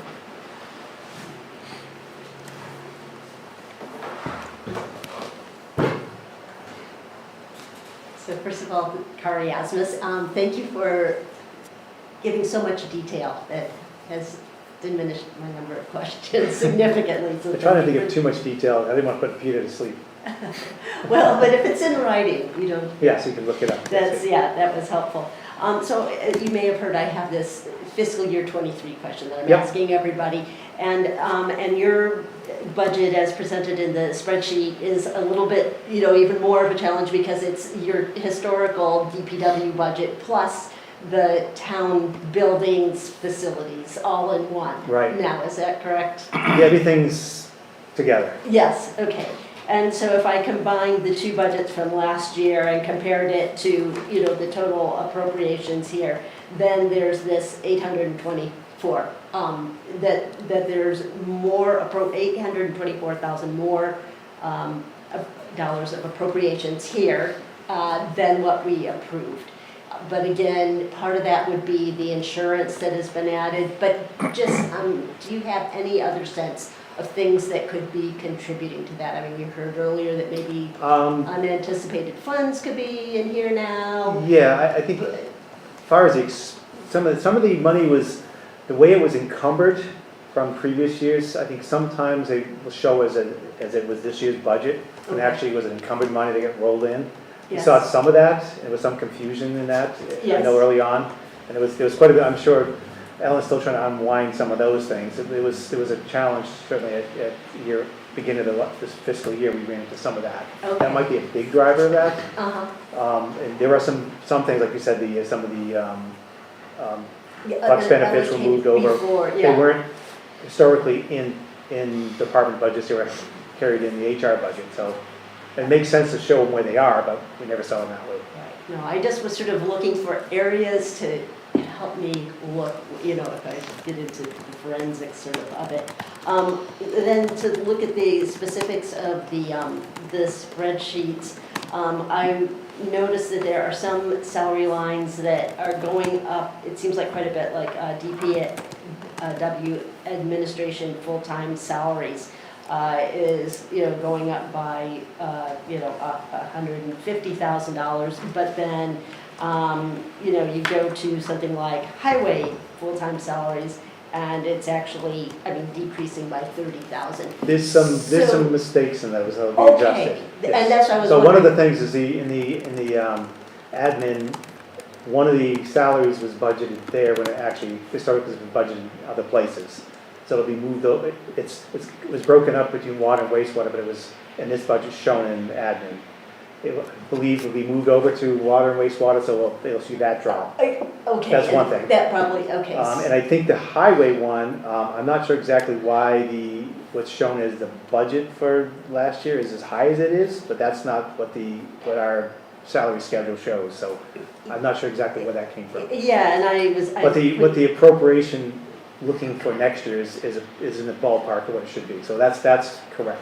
Okay, so yeah, so I guess I would just say that, yeah, that if, probably a lot of salary lines through a number of budgets, we just need to make sure that by March 20th, Correct. that we've double or triple And checked. some of these too are back charges from one department to another, they contribute to other line items, so it gets somewhat complicated. Yes. There's back charges to wastewater fund, water fund, to parking for some of the highway overtime.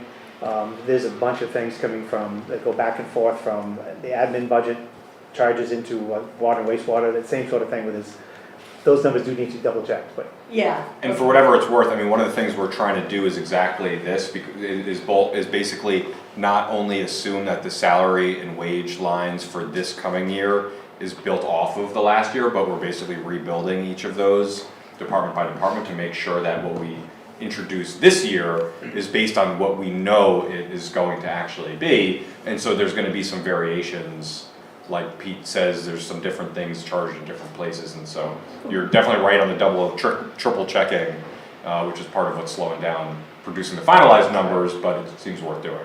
Right, and again, it's just, going through it, there's just some things that jump out at you and. Yeah, that one jumped out of me. Okay, all right, well, thank you so much. You're welcome. Okay. All right, moving on to water. So just a little bit about water. I'm not going to go through all the details of how many miles of pipe and valves and fittings and hydrants. There's a lot. One thing I want to note that 67% of the distribution system is over 80 years old.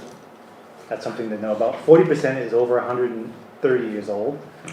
So there's some pretty old pipe out there. Fortunately, it's not all in horrible shape. There is pipe in Versailles in France that's over 500 years old and still in service, so age doesn't always matter. The condition does. So part of what we've done over the years is looked at the system both hydraulically and physically to say where we see breaks, and as well as water quality. So that's what drives a lot of our maintenance and a lot of our expenses in looking at water's quality, looking at how we repair things, when we repair, where we repair, and coming up with our priorities of our capital reserve and capital outlay project. So I'm going to go through the year in review. Just rough numbers, 291 million gallons, that's roughly 850,000 gallons a day. 25 years ago, that was 1.5 million gallons a day on average. 30 years ago, that was 2 million gallons. So we've actually seen consumption drop more than almost 60% in the last 30 years. And a lot of that has to do with renovations of buildings. The college used to cool buildings with town water and just waste it. So now they don't do that. So that's a big drop there. Irrigation, there's very few irrigating areas. There's a playing field at the high school, and they irrigate a couple of the AstroTurf fields occasionally because of it has to do with grip and Field hockey. Speed. speed. I think it has to do with Achilles tendons and knees and things, and speed. So we've seen a lot It's of weird to reduction. see them water astroturf. Yeah, it doesn't grow no matter how. At least they're not mowing it. That's So we did some repairs to a couple of dams. We have 3 reservoirs. The first dam is the lower one down off of Grassy Road. We did some repairs of the spillway channel below that. We actually got some grant money from FEMA to make some repairs. But there's a few things that didn't get repaired as part of that work. Because just to ensure that the spillway doesn't deteriorate any further, so repairs to the cracks and voids and things. And then these are the sort of things where we have to actually make sure that we track the animal life out in our reservoirs, make sure we have trapping going on, keep muskrats, keep beavers out, because they tend to burrow into our earthen dams, and that's a good way to make them fail. So we've got quite a bit of work going on through that for this summer. We've been replacing our meters. We've started seeing more and more of there's 2 parts to the meter system. There's the meter itself, it's an electronic meter, and then there's a transmitter. Historically, we've seen the transmitters fail they last about 9 to 10 years. Now we're seeing the meters fail, and they're battery operated. You'll see further down, we get to the capital, it's time for them to be replaced. We anticipated that they would last about 10 years, and it's about 12 years ago we anticipated it, so we got a couple extra years. But we're starting to see more and more of those. We tried to do a lot of the replacements during COVID, but nobody would let us in the house for some reason. And now we're starting to catch up with some of those things, and we've actually gone through a process of looking at, well, I'll get into it when we get into the meter, into the capital about the meters. So we did some cleaning inspections of our treatment facility, Clearwell, which is a tank that after we treat the water, we added additional chemicals for fluoridation, disinfection, as well as we add a polyurethane phosphate that uses corrosion inhibitor, which is one of the reasons we don't have issues with leaching lead and copper. We replaced some of the the variable speed drives of our pumps. So basically those are controllers so that when a motor runs, rather than running at full speed on or off or different speeds, it can ramp up and down based on demand, so it's a big energy saver. Those things last about 10 years, and they're 10 years old. And we started seeing them failing in mass, so we replaced a bunch of them last year. New requirement this year was manganese. Limits on manganese levels in the water. It used to be a secondary contaminant, now it's a primary.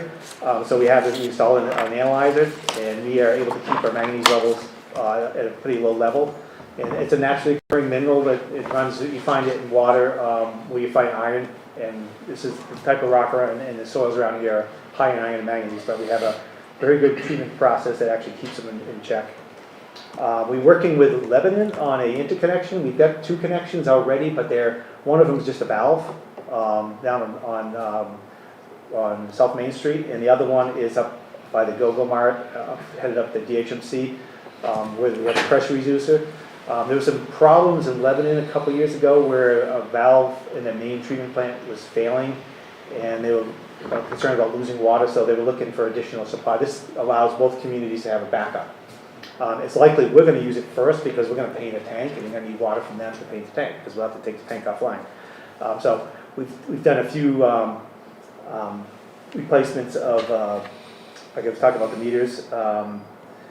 The meters themselves were they're an AMI system, which is basically a network system, so we can actually read them daily.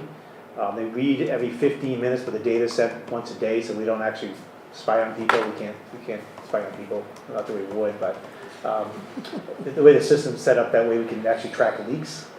Previously, you would find a leak every 3 months, which if you've got water running for 3 months, is a lot of money going down the drain. It's not just your water bill, it's your sewer bill. So that's something that these meters have done a great job of reducing losses.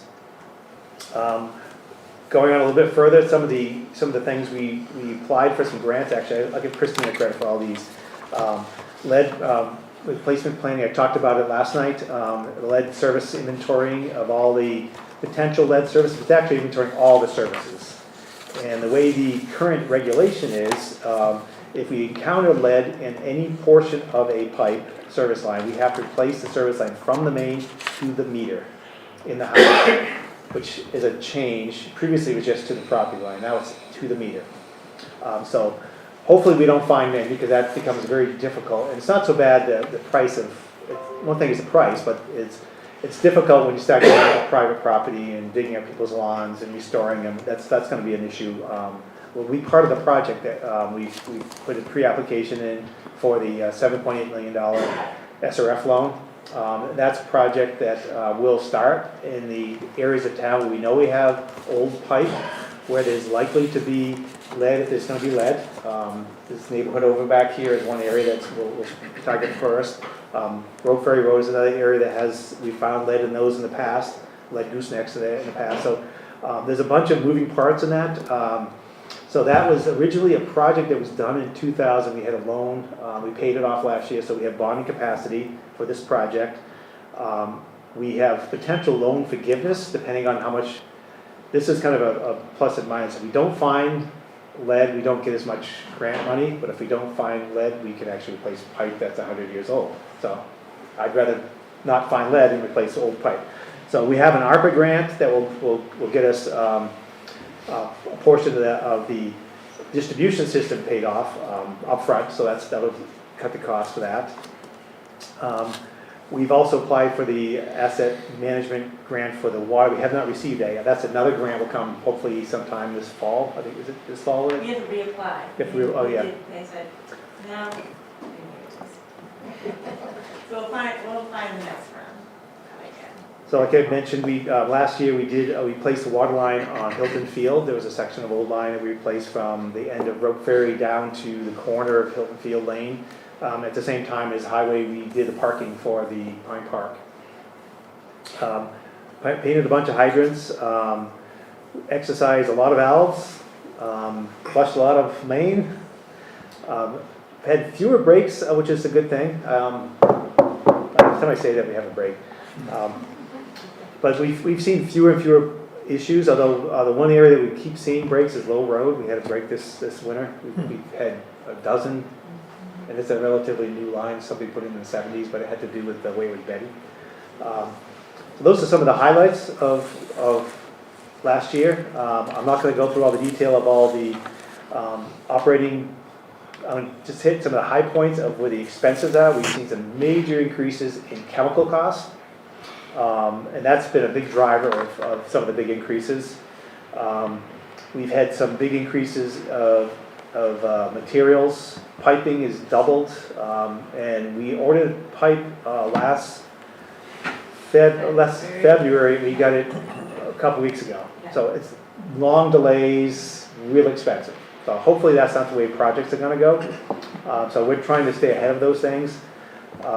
We've got some pretty good staff at this point. We're going to do some sort of things that we never tried in-house. We've started to do some more main replacement, so that's the Summer Street project that we're going to try this year. These are the sort of things that are driving up our prices. A lot of the prices have to do with material costs. That's big drivers, and that's something that we've tried to look at places where we can find other materials, and there's very few of them. The big thing is the chemicals. There's a few of the chemicals, fortunately, we don't use very often. Like some permanganate, which we have used in the past when we had spikes in manganese. The only only permanganate facility in the country burnt down 2 weeks ago, so you can't buy it anymore. So fortunately, we don't need it. Otherwise, we'd be in trouble. So I touched on some of the capital highlights of what we're going to do this year. So we have budgeted last year, this current budget, to paint the Greensboro Road tank. When we assessed it, we found that the primer is lead-based, which is not an issue when it's coated, but we found it was starting to lose its adhesion. So so we have to go back to bare metal. So we need to drain the tank out, sandblast the tank. They remediate that, pull all the paint off. And then recoat it with a newer material that doesn't have lead, obviously. That's going to take 2 to 3 months, and would be drawing water from Lebanon during that period of time. So that was something we hadn't anticipated when we planned on doing the work this year. The other project is the meters. As I mentioned, we are now having to replace new ones. So we did an RFP. An RFQ first, and we solicited 7 different companies that provide meters, different meter subtypes, and we narrowed it down to 3. We went back and forth, and we're down to a final one that is actually has the best life of batteries. It lasts the longest, and it also has a better communication management way it works, and it has a software system with it. Once we have it installed, you will be able to look, if you're on a water system, you'll be able to look at what you use for water. We have a system right now, but it's not really great. It's called Drop Counter. We haven't been really rolling it out because it really is a difficult system to manage. It doesn't have good data, but it does tell you if you have a leak. So that's something that we'll be seeing. Some of that is a part of this phase here. There's a similar line item in wastewater. Previously, all the meters were paid for by the water company back when it was a private company. Now the meter meter billing we use the data for both billing water and wastewater, so fairness aside is that both funds should pay equally, they use it the same way, so both funds will pay for it. So collectively, all those meters are about $800,000 for about 2,000 meters, and that'll be good for 14 or 15 years, so I won't have to replace it. Christina will have to deal with it next time. I already went through the water main project. There was just a little bit more about it. There's 7 different priority levels we set up, and then the initial priority level we broke down into 11 different sections, and we think we can get through 5 of the first priority, but if we can get done more, we'll do more. And we have another bond that will be paying off in 2 years that will come back, and we'll look to do another large project using that bonding capacity and try to complete that first round of projects, of priority 1 projects. And those are the pipes that have lead in them, lead services, poor hydraulics, histories of failures, not necessarily age, but age is usually a factor in that. It's not a factor in the main system, it's usually a factor in the neighborhoods where there's not as much flow. And then we have a dump truck that's used for the water distribution folks to respond to breaks and repairs, as well as it's also used to plow our hydrants out during the winter time. So goal for next year will be meter replacement. That's one thing that's going to take quite a bit of work. Summer Street water main project, that's going to be pretty comprehensive. It's going to be the water main, the highway will work with them. There'll be drainage work done. There may be some sewer work done. There'll be sidewalk work done, all part of that project. So the whole area will be reconstructed when we're done. The interconnection between Lebanon and Hanover will be done next year. Most of the work will be done by Lebanon. They're doing the pump station. We have a couple of PRV, pressure reducing valves that go into their pump station. So our piece is just, here's the valves, make sure they work.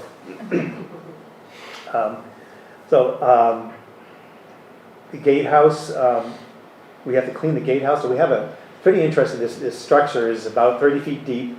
We've been into it a couple times in the last 25 years. First year I was here, I found out they were going down in it with valves closed, just draining it. That never happens again. So we got divers in last time. This time they're going in with divers and they'll clean it. So it'll be cleaned, and then we'll begin inventorying all the valves, all the service lines as part of the lead service inventory plan. We got a couple more spillway work to do, and a couple little work in those spillways. We have some additional variable speed drives of VFDs for some of the pumps in the filter plant. There's quite a few pumps in the way the system works. And we also are working quite a bit in the cross-training of different departments. So that's kind of the highlights of coming up next year. A lot on the plate. I think a lot of it will get done. I can't say all of it, but I think a lot of it will get done. Questions? It's a lot of, I'll just make an observation as a customer. One day I looked out my window and saw in the middle of the circle water bubbling out of the middle of the street. I didn't think that was right. So I picked up the phone and called, and within 20 minutes someone from the staff was there. It was obviously a leak. The SWAT team came with the equipment, had a good sense of humor dealing with the issue as the neighbors were getting anxious, and it was resolved. And it is interesting how deep you got to go to replace a pipe that's leaking. So it was a personal observation that timeliness, and obviously that wasn't on your schedule that day. No, we didn't. So Yeah, we don't something plan else had breaks. to not get done. Yeah, we don't typically plan breaks. Yeah. So it's just an example of not only timeliness, but quality and friendliness. And Well, that's I good to hear. compliment your We staff do on have that. a very professional staff, and they do take pride in their work, and the water mains have to be down 5.5 feet so they don't freeze. So that's, most of them are at least that deep, some of them are much deeper. Yeah. But yeah, that's an area that I think we do a great job of making sure that we are responsive, because those things have to be repaired quickly. Even in this, they'll stop in this kind of weather here. And it's brutal sometimes in the middle of the winter dealing with it, but they do a great job of it. What are we anticipating for a rate increase for the water? Do we have any estimates yet in terms of our rate and fees? I don't know if we have that number available tonight. Okay.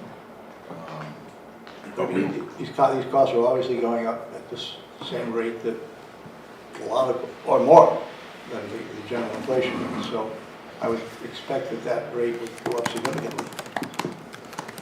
Anyway, that's something for the rate and fees get, but very often we kind of have a sense as to what that revenue line is going to be going into the. I think it's going to be somewhere, I mean, the overall rate, if we plan on future rate increases for future projects in it, it's going to be in the same ballpark of what the general fund rate increase. That's what I'm anticipating, somewhere in that ballpark. That's what I said the other day when we talked. Sure.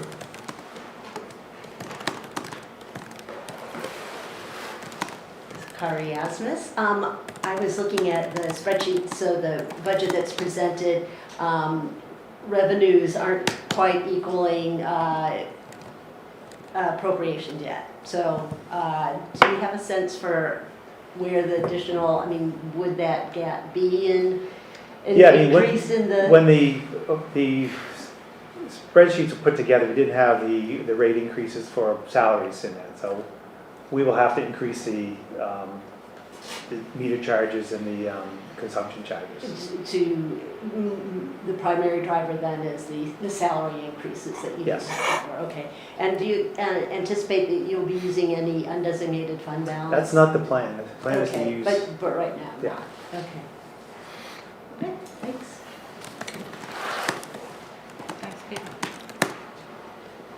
Next. Need a break, Peter? I'm good. All right, go. You? All right. Water reclamation. Water reclamation. It's at the end of the line, so to speak. No, I was just thinking of the song. So just kind of a broad overview here. So we treat water from not just Hanover, but also the Centera area, THMC and Route 10, as far as Quail Hollow is pumped into Hanover, and Station Village comes to Hanover. So there's a portion of about 25 to 30% of our waste stream comes from Lebanon. So we do have regular meetings. We haven't met this year yet, but we'll meet with Lebanon. We're due for incidental agreement renewal. They've asked for more capacity. We said we don't have any more capacity to give you, so that'll be a discussion we'll have to have further with them. So we've talked a little bit about some of the projects coming up, but I will go into a little bit here. What do you want to do? Where are you here? I'll go down a little further. Okay. I'm not going to go through all the details here. Just there's a lot of information here about what's treated, how it's treated, what things are. The big takeaway is the system is a biological system that has a lot of old equipment, old facility. It's got some issues with life safety, and it's also our permits expired. We've applied for a new permit. We anticipate we'll have a permit sometime in the next month or two. It will include a nutrient removal, which will mean we'll have to remove nitrogen. Our plant is not designed to remove nitrogen. It requires a process change. So that requires additional tankage, additional pumping, processing the way that additional chemicals, and aeration is changed, and how the other system will work will be considerably different. And that'll be a multi-year upgrade that will have to take over probably a 3-year period or so. And it'll be pretty trying for the staff. I can tell you it's not, the last upgrade was pretty tough, trying to keep things running while you have a contractor turning things on and off, and you still have to meet your permit. So there's quite a bit of work that we're trying to prep ourselves for, and trying to make sure that we stay ahead of.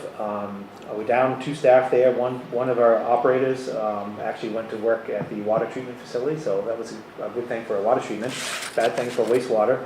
And our industrial pretreatment coordinator left for a job at Cold Regions Laboratory. A great move for him, but we lost a great resource there. So we're out there, we've got a couple of potential people out there, so we're hopefully, we could be full staff here.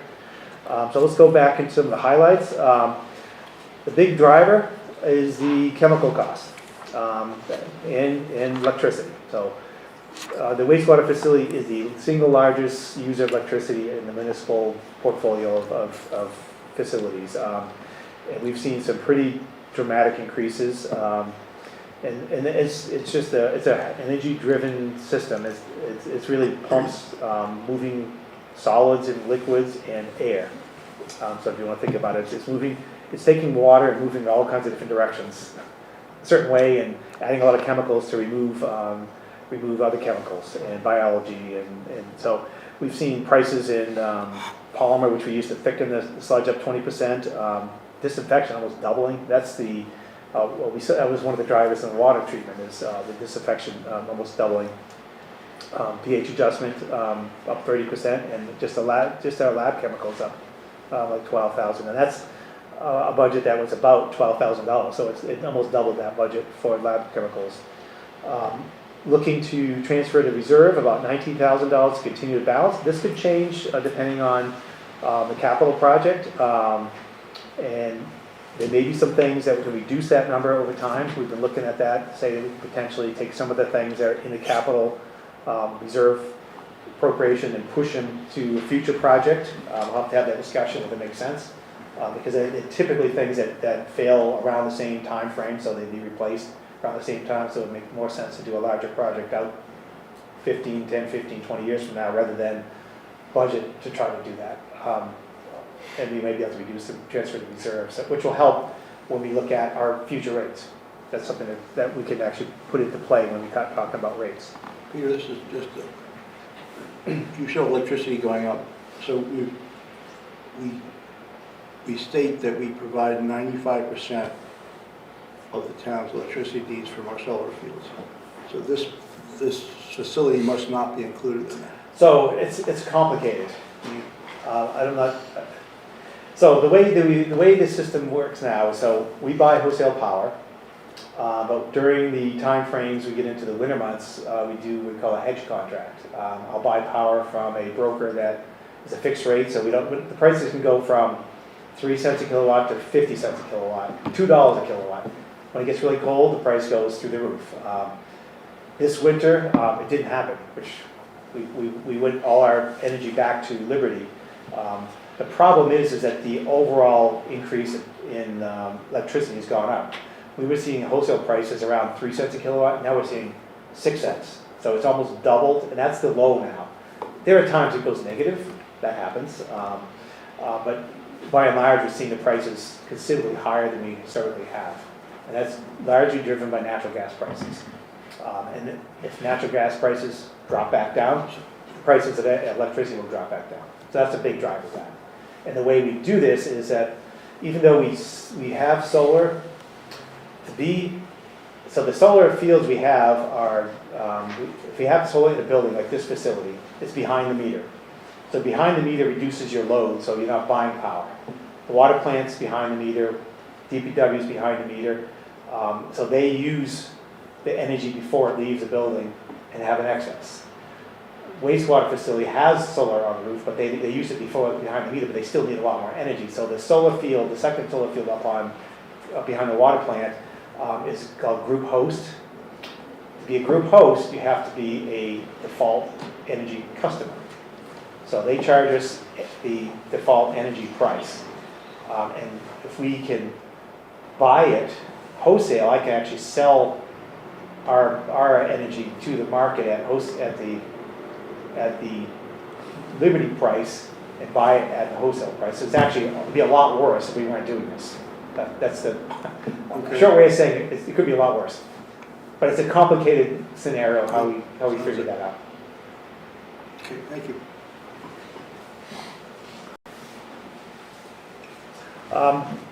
Obviously, the biggie here is the water treatment upgrade. We've talked about it a little bit. This is going to be like I said, a multi-year project. The loan payments would start sometime in 29. Is that correct, or 89? I can't remember that. 28. will coincide when they pay off current loans. We have 3 current loans that will be paid off by then, so there'll be less impact for that amount. We will propose increasing the rate over 5 or 6 years so that we won't see the full impact all at once.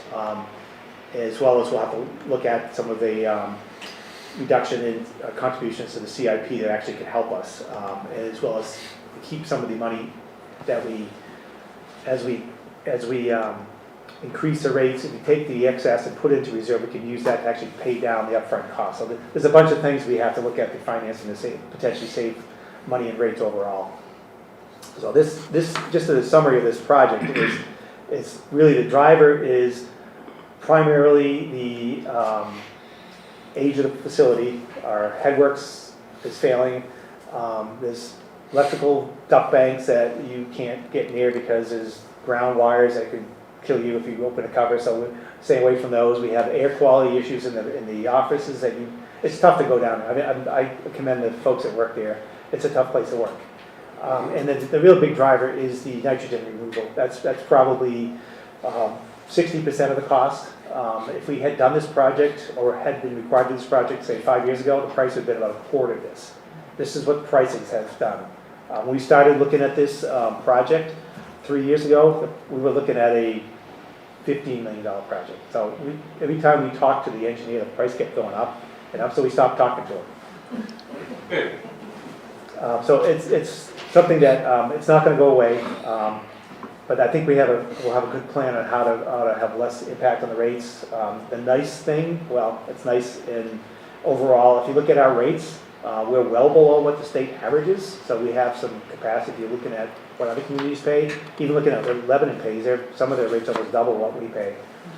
We just have a less upfront cost, so we don't have a lot of capital requirements that they've taken a lot of debt on over the years.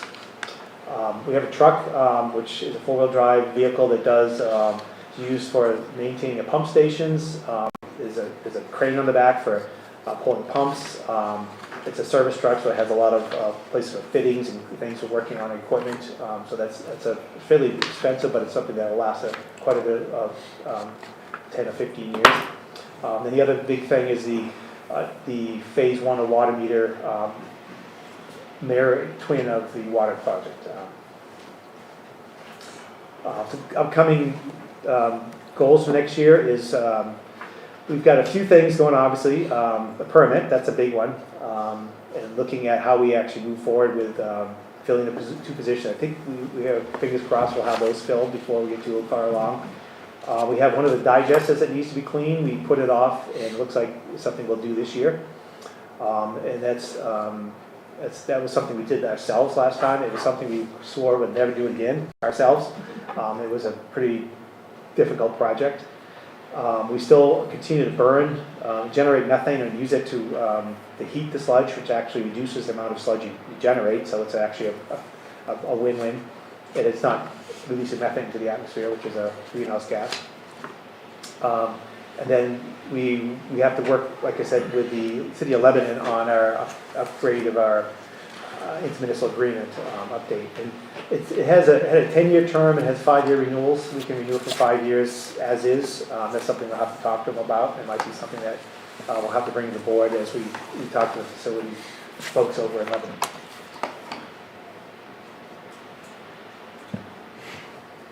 Any questions?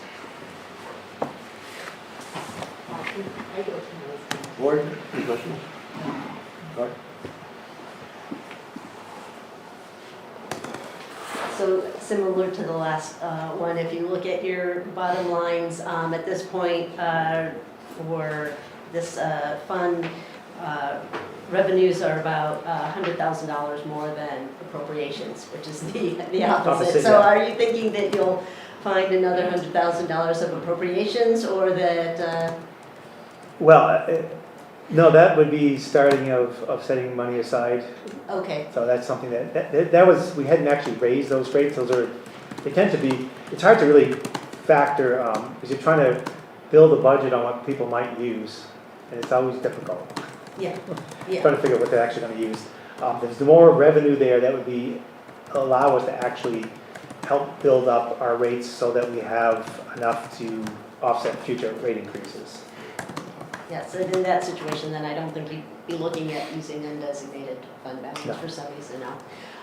And then we, the finance committee, asked you to try to price out for the average consumer, which is a family of four with, I think you said a pipe of 5/8 inch, things that don't necessarily make a lot of sense to me, and 185 gallons a day and so on. And you broke it out for the rate user over the next 10, 15 years for water, as well as for sewage. And then we added them together because our point of view is that a person gets, the bill, they write Most one. of them, yeah. Right, and the way that, I think we added it together, and it seems like there was assumption that there would be some kind of minor rate increase over the years to accommodate a normal growth of salaries and other things.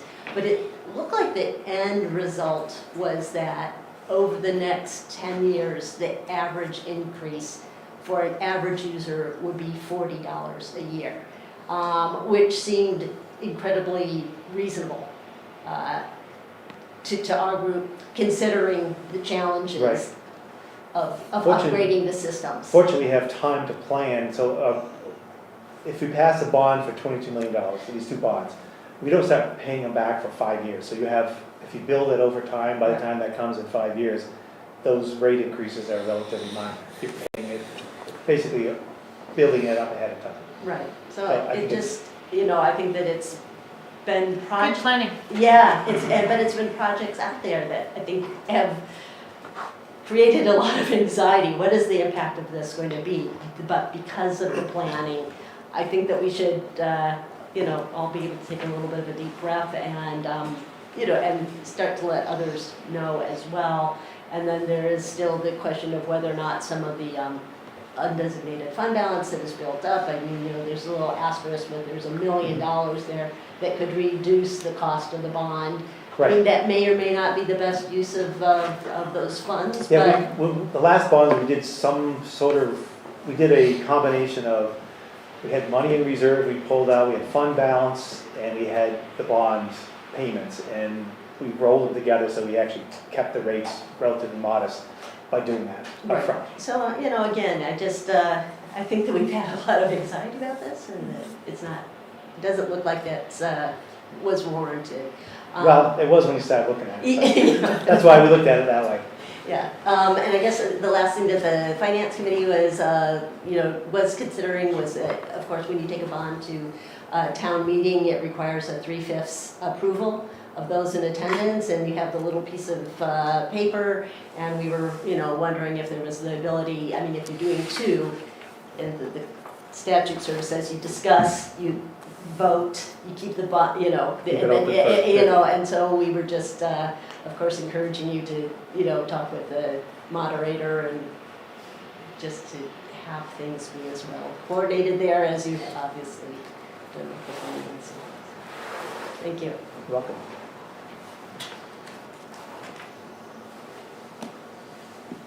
Board? Thank you, Rita. You're welcome. Thank you. Appreciate it.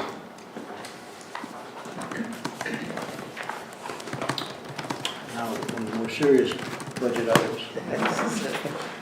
It's kind of blank up there. Yeah, kind of blank. Yeah, there's not much in this section here. But there is a section of a few lines that is labeled Selectboard. But there's not much to go over. But we can jump into capital if we're, Yes. okay. Yeah, please. How long do you think capital's gonna be? Does anybody need a break? Keep going? Stamina's up, blood sugar's up? Okay, go. Okay, our CIP capital improvement plan is a policy, a process, and a plan that outlines future years of hard asset expenditures. This might include things like large equipment, infrastructure, vehicles, things of that nature. One of the things that isn't really in the capital improvement plan is a proactive sort of long-term look at town facilities. we are in a sort of maintenance mode, which we are doing a pretty good job of making sure all of our facilities don't break down, but we don't have a sort of thorough engineered architectural analysis of all the facilities and the kind of full cost of ownership, at least over the next 10 or 20 years. So that's one of the things that we have talked about potentially including. We have a small amount of funding in the budget to make sure that we're able to do that analysis when we do next year's capital improvement plan, and that we hope to do that alongside some of the other stakeholders in the community as well. And of course, for everybody in the room, I think none of this is any new information, but for folks who might be watching at home, the capital improvement plan is in large part to assist the financing of really large scale projects so that you don't spend that $22 million needed for the wastewater update in 1 year, because that would not be affordable. And of course, that system is going to be used for taxpayers over a very long period of time. And so by spreading the costs out, you don't only make the projects affordable, but you also help make sure that the people who use those really large, expensive things, or the people who are paying for it are the ones who are actually using it, rather than everybody in 1 year. Of course, we know capital projects can be either self-funded, which is our primary mechanism for doing it, and this involves on an annual basis depositing funds into a reserve account that's basically a savings account that builds up over time, doing that based on a plan so that you know that if you have 5 years in the future that you need to buy something bigger, you've got some money saved up for that. Doing that is not the same as authorizing or issuing debt. Debt financing is another way to do it, and sometimes it's necessary for really large scale projects. That $22 million, that would be really challenging for us to self-fund that over the years. I mean, you could just imagine that's $1 million a year over 22 years, pretty big number. And so debt financing can be valuable in certain projects, and we have a very small amount of debt in Hanover, but we do have a few projects that have been financed through bonds. And of course, for municipalities that are borrowing, interest rates still are relatively low, especially compared to what consumers have access to. And that is only basically used when needed. So the CIP is a plan that, I mean, what we're seeing from Pete tonight when presenting is the tip of the iceberg. I think the amount of time that he spends putting that plan together. One of the things that we do want to look at is creating a sort of more structured review and evaluation process so that not everything is on the Public Works Director to basically kind of create the entire CIP, which again, God bless him for doing so, and for having the spreadsheets, and I mean, we've got spreadsheets upon spreadsheets that are very well organized, and what we'll look at in a few minutes, which is this year's anticipated CIP projects, that is done, that is all planned out over multiple years, but we want to make sure that we include some additional stakeholders in that process going forward as well, including looking at our facilities. We don't have the narrative details up on the website right at this moment, but that will probably be up on Thursday when we update the spreadsheet and the slides with some of the information that we've worked on this week. So each of the projects that we'll look at in a moment, we will have a short narrative description for each of those projects as well. So there's a little bit more information than what is shown in the slides. I basically just went through that. So this year, two numbers that you might want to know, which is the amount of money that is going into the reserves, which is the number on the left, and the amount of money coming out of the reserves, which is the number on the right. The next slide is blank, but that will show shortly the amount in each, and we do have this actually in a slide on day 3, it's just not in the day 2 slides, but just the amount in each department or each fund's capital reserve fund. So this is the proposed capital improvement plan for this year. Most of these projects we've already talked about in the individual department presentations. And I know I had the police slide is blank in the capital, but I know we did talk a little bit about the vehicles. But everything on here we should have mentioned already, and we can go into basically any information or answer any questions that folks want to, unless you want us to run through everything. Can you help me out with what original gross and net means? So the original cost, yeah, Pete, you might be better at this, but the original cost was before. So the gross is what you should be looking at. Original is what we bought it at. The net cost was, I was trying to figure out how to calculate things, and so pay no attention to the last column. Okay. Oh, okay. So I should take that entire column out. Good. So Note. gross cost is what we're looking at. That's where we would expect, right? Correct. Yep.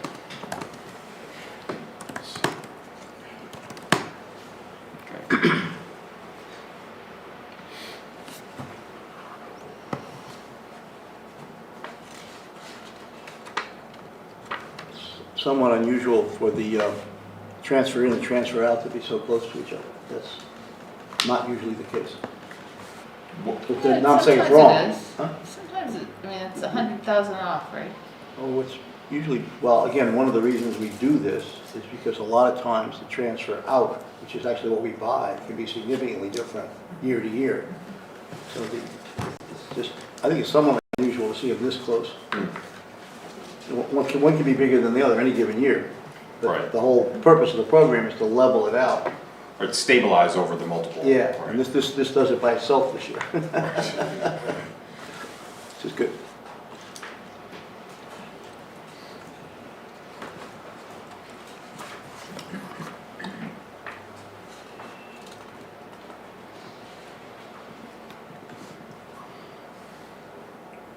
So we have our, do we want to go through this item by item, or do we No, want to? unless you have questions. I mean, some of these have come up in previous Most slides, of but them have. I mean, we've got our fire chief here, though, in terms of, were you able to get information on the fire truck? A little bit. So we can talk a little bit about that. And let me find my notes here. So basically, what we're looking at for the fire apparatus, is that on here? No. So we're looking at about $1.1 million. That's the number that we're using right now. The estimate is that will increase about 7.5% per year over the next 3 years, which is the time that the vehicle needs to go in service, which is 3 years from now. We can talk a little bit about, there's really, I think we could break this into a decision, a sort of flow chart. And one is if we want to pre-purchase and try to take advantage of some of the cost savings of getting something locked in now. I mean, we've looked at a few other things tonight where it brings almost tears to my eyes looking at cost from 3 years ago or 5 years ago on anything. Real estate, construction projects, materials, and do we want to, for some of these projects that we know we need to do, do we want to pull the trigger now? It sounded like there was an inclination to do so. So the question at that point is, are we inclined towards self-funding that project, or are we inclined towards bonding for it? The town does have a policy that starts to move towards bonding once you hit that 1 million mark. And so we are above that at 1.1 million. But we also do have a really healthy amount of money in the fire capital reserve account as well. And so there is an opportunity. So I think what we have, what will be in this year is just a little shy, just around $900,000 in the fire capital reserve account. And Mark, does that sound right? We're starting with $619,000 at the beginning of the year. I think so. We have $100,000 probably from this year that we can throw back in. To get an update from Emergency One. And I think that it caught the tail end of some of the conversations that Peter had with regards to just the difficulty on the supply chain. There's only several fire company manufacturers in the country right now. They got about 4,500 units, but typically the area that we use here, a company called The Sources, which we buy a company typically that bids on our product, E1. And just some interesting facts. Lebanon just ordered a ladder. They're fully funded CIP. They were able to save a considerable amount of money. Got a number that the build date on that would be somewhere between 712 to about 750 days. A couple more days go by up in St. Albans. They ordered a Quint, which is a ladder truck like we have with a pump on it. 912 days to build that particular truck. Some of the issues that are coming up is just having the availability of the motors to put in. E1 has slots like you do when you order a car. Let me just cut this. We've been around, I think we've made a pretty strong decision that we want to pre-fund this. Okay. So the question is, what mechanisms do we use? What do we need to put into this budget or the town meeting votes to accommodate that? So basically, when we looked at that a little bit, we don't need a deposit, we basically need to, if we're gonna issue debt to do this, if we're gonna authorize a bond at town meeting, then we just do it, even though we're not gonna be purchasing it for another 2 years potentially. But it's probably less than that, because it's gonna take them 2 years to build it, so the purchase time might be 1 year from now. Okay, so if we opt to fund it totally through a bond issue, then we need to bring that bond issue to town meeting this year with that explanation. That's right, yeah, yes. Okay. Or we can do, we've got $900,000 in the bank, why wouldn't we just use the capital reserve? That's a good discussion, and I have, my sense is that a reserve system works very well for smaller items. And it's a pay-ahead system, right? We're putting aside money now that somebody's going to use 3 years from now. But for these big purchases, I think we are better off in terms of equity, generational equity, to fund the big projects through bonds and have it be paid for while that truck is being used. And my sense is, given what we've heard about our capital improvement plan, where prices have been escalating way more than we would ever have anticipated, we're going to need every penny in the capital reserves just to cover that shortfall from a inflation point of view of all the stuff that we want to cover out of that fund. We So would be cleaning. my instincts are to fund it with a bond and have, for the big ticket items, whether it be the bond for the wastewater or for a $1 million fire truck, fund those through bonds and get on with it. And that to me places the expense along with the usage in the right equity, generational equity issue. So that's where my head is at right now about these kinds of projects. So if that's where we are, we have discussion about that, but my instincts are put the 1.1 million or whatever you need to get that purchase order, put it as a bond for this year's town meeting, and we'll explain it. And that costs nothing this year. I mean, it doesn't impact this budget. It's just a bond that's going to kick in at some point in the future, and then it will start to hit the tax rate, right? Then the expense will hit the tax rate when that bond starts being paid off. Okay, that's my little speech. Agree. Is a fire truck bond, is that paid for by, like, is that property taxes or? No, it's fire fund. It's fire fund. Which maybe won't be around that much longer. Right.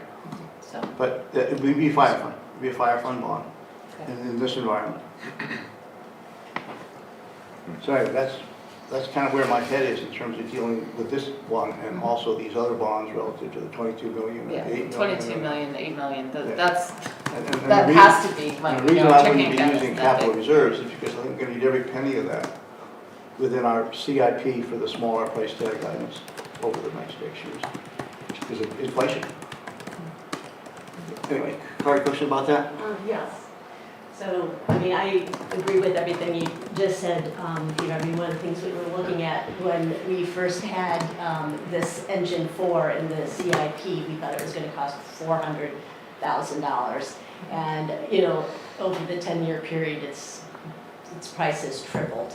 And so I have to say in this conversation, I hope that on March 20th or before that we can start to see more of Peter Kowaki's traditional charts where, you know, it shows where we bottom out, you know, in any given year, because it seems like every fund does that sooner or later, but using updated replacement numbers, because we haven't really, I mean, we started to use replacement numbers instead of original numbers a while ago, but I really feel like this is an area that we're going to need to look at more, and, you know, the fire fund has a number of engines coming up that, you know, over the next 10 years. And I think that if we now are all in the mindset of making a decision, not for just tonight, I mean, for this one, but this is how we're going to do all of them. It will facilitate the planning, you know, for the department. And I have to say, one of the things about this particular engine is that, and I should ask it to confirm, but my understanding is that we really want to have it here in town 2 years from now. So it's like we don't have the option of not ordering it now, because that's how long it's gonna take for it to show up. I guess my one question, and I would like to also look at my colleague on the finance committee, is that again, if we're already doing 2 bonds, and as I mentioned, you know, you have the discussion, you get out the little pieces of paper, you start the timer for an hour that the polls are open, and then we move to the next bond discussion at town meeting, and then we pass out the little pieces of paper again, and now if we have a 3rd bond, we're already talking about how this is a very long, you know, evening, and I wonder if there could be the possibility of bond fatigue, even among a very supportive population for fire trucks as well as clean water. I Does guess it have to be separate hours, or can't they be? Yeah, they can be overlapping, Yeah. but you're still having, you know, It's a smart community, Carly. We can do this. Well, I guess what I'm wondering, because my understanding is that this doesn't have to be paid for until it arrives, is whether it would make sense to, yes, if we're able to commit to the company, yes, we're ordering this thing, we will pay for it. If we can take out the bond next year, but then my concern is, and this is something that, I mean, we don't have a crystal ball, but some people might have a better sense for it than I do. What do we anticipate interest rates doing in the next year? And is it really better that we take advantage of the current environment, or do we have some reason to think, no, the environment, the borrowing environment will stay about the same? And that's, I guess, what I'm kind of looking over at Carrie or anybody else around the table that might have a better sense of what future bonding 12 months from now will look like. And to me, you know, that is an important consideration. If he knew the answer to that, he'd be living in, Palm Springs. come on up if you want to try the answer. Luthra. Well, He would own the one. I can't profess any particular insight, except I think there's a good likelihood that inflation sticks around and rates are high for a while. But I think what you said before, Peter, with respect to bonding for these kinds of projects and probably the increased cost and therefore the increased call on the reserve funds that we have makes tremendous sense. So I think putting this forward, I mean, how you get it done in the context of a meeting, I think, Joanna, you know, if you can run these things in parallel, then hopefully it's not a time constraint. And I think you can make the case very clearly that given, I mean, if you look at the spread between original cost and the gross, get these orders in now because it's not getting any cheaper. And it's just going to be a big year for capital projects, but it is what it is. Yep. And my understanding is that the bonding rate now is around 3%. It depends on the useful life of the equipment, but that's about the average. Yeah. It's just, I've had some counseling on this recently, and you know, clearly the feds are going to increase interest rates because inflation hasn't been conquered yet. So those are going to drive the bond rates, and the sooner the better, I think, to my gut feel. Other questions on the CIP? So the only question I have, how soon do you need an actual lockdown price? It's in engineering right now, and then we may see a price, but do we have some room to play with? So if we say $1.1 million, plus or minus?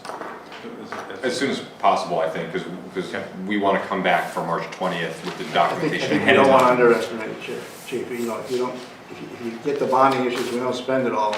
That's okay. Better than not having enough. Better than not having enough. Thank you very much. Thank you. Okay. We're done with capital? We're done with capital? That's it for tonight, other than going over our questions. Okay. Please.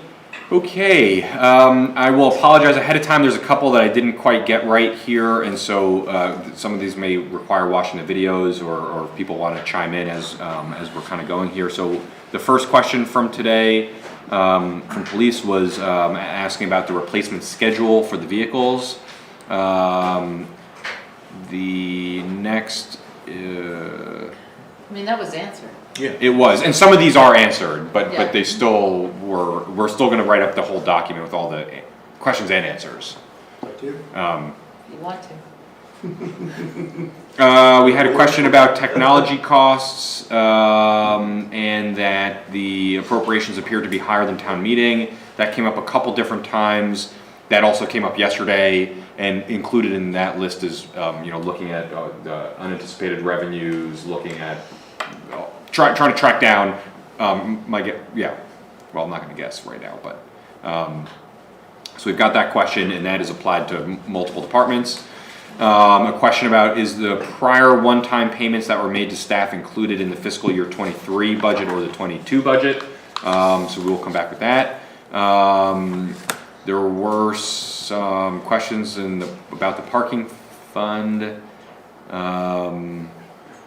that we discussed, whether we were going to be using ARPA funds or not for that. Some questions about whether the general fund backs the parking fund or not, and that there was some information in the town report that started in 1995 that we'll look into a little bit more. We're just making sure we have clarity in the information that we're putting out, and that we all know about who is sort of backing up the parking fund. Is it the parking fund or the general fund? I think the key question there is, if there is such a thing as a parking district, do we need to use it? Is it required that we use it, or is it optional to use it versus the general fund? Okay, so whether we even have a choice or not about how we do that. I do remember the parking district, I do remember it going away. The issue is, do we have to bring it back, or do we have the option not to bring it back? Yeah, good I question. think that's the real question. Okay. And then the other big question is that 500,000. Yes, indeed. Yes. Yes. And then also, just as on the list is, should it expenses for advanced transit be the parking or from general fund? Sure. Because if the parking district is going to support the deficit, then that's a question, Well, right? that happened because the parking fund was so robust that it And there was a direct link. there was an obvious link there between the two. So it was sort It of was philosophically legit to put it there, and it was so robust that it could afford it. That's the robustness now is the question. And you're right, it's been around 250, 300 a year. So during the sad years, that's almost a full 800,000 we're down potentially, really. Right. So that also, I think, could lead to an argument that the general fund is a better backup for that than the parking district. Because For AT backup. yeah, I mean, the backup, to fund the deficit, which is now in the parking fund, since one could say it was primarily driven by the transit cumulative loss, that, to my logic, that makes a good argument to back it up with the general fund rather than the parking district. But Parking fund. the parking, Well, if a parking district, I think we made that link though. That transit and parking are hand in hand. That Yeah, but you can unlink it. you can unlink it. But I'm just saying that it wasn't like, oh, good, there's a golden pot of money, we're gonna just. no, I didn't mean to do this. imply that. Right, It was a logical reason to have put it there. Right, but if we need to to. But we also have backstop to it, recognize that I that agree. decision Yep, I agree. was a serious component of creating the deficit. Yep. Okay. Okay. Moving on to Parks and Rec, we had some questions about staffing levels that appeared to be less in this year's budget in OST. We had some questions about the Memorial Day events as well. We had some questions about whether we're turning people away or not who sign up for CAST. And the staffing levels there. Carrie, I totally missed your question to Pete about revenue and Public Works Department, so I may go back and watch the video unless you remember what that question was. Well, the question was around kind of the cash flow dynamic of the prepaid College Street work this year versus last year. It may not be germane, but it might be a budget issue if it spills over into next year. Okay. Alex, just back to Parks and Rec. Yep. Question to me, we didn't get into it totally, was, and we'll use CAST as example. If we could get X number more staff and have 50 more children in the program, why do we need to break even on a cost versus Right. expense versus the quality of the service get to our into that. community? So it's a question of, obviously, salary rate, it's the, it's just reality of the market. Is it a $20,000 issue or, or more? I don't know what it is, but could we put a number around it to have a philosophical chat about it? Because if we're lacking service that we want to provide, and it's only a $20,000 issue, that's a decision to. I agree with everything that's being said, but my gut is, we need to attract the quality, we need to attract the people to get the projects done. And my guess is the users of those will probably be more than happy to pay the increment. If they aren't, then we can talk about backing it up with other money. Right. But my guess is the people paying for those services will be more than happy to pay the extra dollar so we can have the program. And if we have to pay more for staff to get the program going, then let's find a way to do that. My guess it'll be self-fulfilling, self-paying anyway. If it's not, we'll figure out a way to do it. Although the philosophical problem here is we're facing staffing problems across the town as a whole. So you can make that argument for every individual. No, I think, well, hopefully with our wage and price activity going on, we will get up to market. And I think there's another question where we're below market because we can't hire the people because the market demands more. Whether they're getting that through fringe benefits or whatever, they're getting paid more than we are paying them. So I think it gets to the same place, but And, the people who are working in CAS aren't part of any of the unions, and they're part-time. So they're not getting the wage and salary increase. They are. Are they? Yeah. And we broke out a few things. We're doing a one-time payment for part-time and seasonal staff this year. Oh, good. So we're trying to get some of those increases to reach out to everybody. Okay, good. And so I heard there were sort of two kind of points and questions from all of that, which I think are great questions to talk about. That they might be some of these might be bigger conversations. One is maybe a little more specific, which is looking at the rates, and that there's also a conversation that we are planning on queuing up as far as increasing, a conversation about increasing some of the rates and fees in our rate schedule. And this might be in line with that conversation.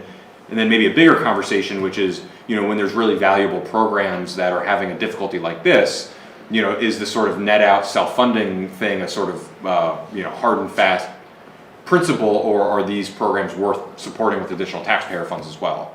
Which might be a bigger, but both those questions, I think, sounded like they were in there. We're hearing a strong desire that we find a way to get those programs back.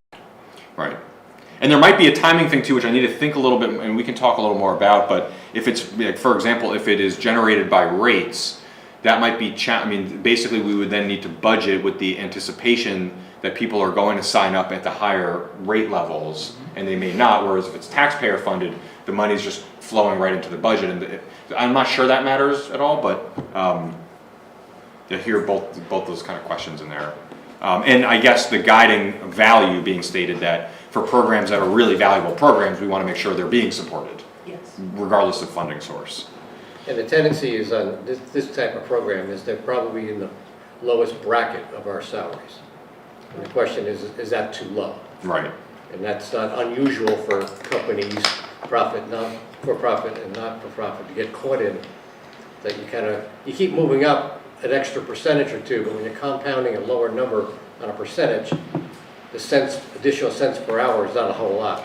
Right, and that's one of the reasons we did decide this year for the one-time payment to do not a percent, but to do a flat amount, broken down. That's a typical approach for a one-time payment, but typically when you talk about annual increases, it's a percent. 3% of $10 an hour versus 3% of $25 an hour, it's a big difference. You keep compounding the gap, and then you forget the lowest paid, and you got to move them up more. Just a typical evolutional problem that happens in HR. Agreed. Some perspective on it. Okay. So I know we had another question or two about the appropriations in Public Works the year over year, which sort of relates back to the ones from before. some questions about making sure that we can show the, the anticipated rate increases. I think similar to what Pete had sent out in that spreadsheet, maybe for the debt service, but making sure that, we're showing general fund, fire fund, each of the different water and wastewater as well. Questions about undesignated fund balance being anticipated for either water or wastewater. And questions that kind of relate back to the other one, but yes, the water and wastewater revenues don't match the appropriations because we haven't updated the rate schedules in the budget spreadsheet yet. Let's see, questions around the fire vehicle, and we'll look into that a little bit more, make sure we get a quote from the vendor, and come back on March 20th for that. And I think that's all the questions here. Just anything that people remember that we missed, and again, of course, you can always email afterwards and say, oh, we forgot one.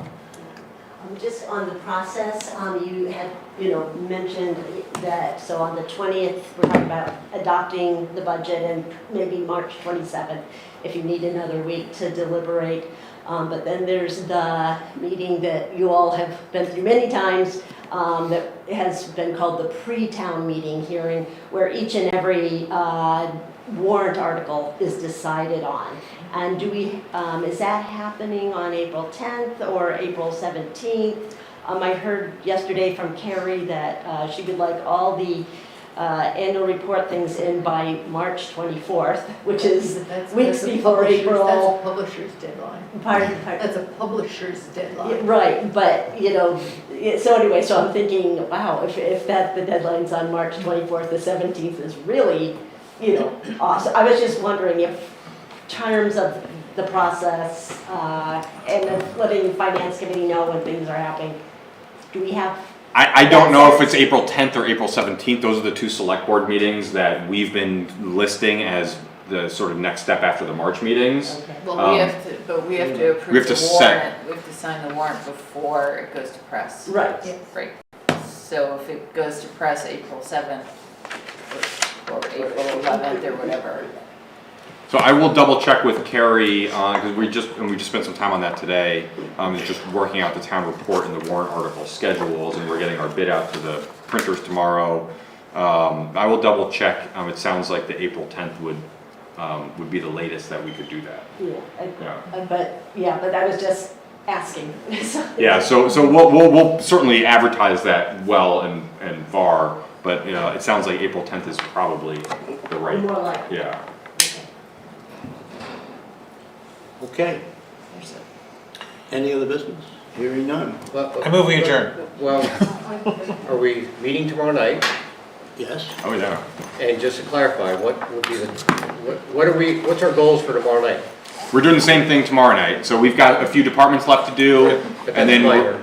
what's that? There's not much left on the departments, right? Not much on the departments, but then the big meat of the presentation, to some degree, which is all of the overall costs of, it's the preliminary numbers, and sort of the, some of the broader takeaways. So, we've got 5 to 8 p.m. tomorrow night. Good, all right. Just want to I'm clarify. hoping tomorrow night Maybe finish a little early. well, I'm assuming that tomorrow night we have reasonable information to at least see what the proposed tax rate looks That's right. like Yep. going out of tomorrow night, all of which can be refined prior to the next meeting. Mm-hmm. So yes, I think we're looking serious tomorrow night at what we're thinking about for a tax rate. Yeah. And how we get there. Yep. Okay. My motion hasn't been seconded. Really? I Yeah. guess we're here. And we're not I'll going anywhere. second that. Oh, thank God. All in favor? Aye. We are adjourned. Still gonna be a meeting.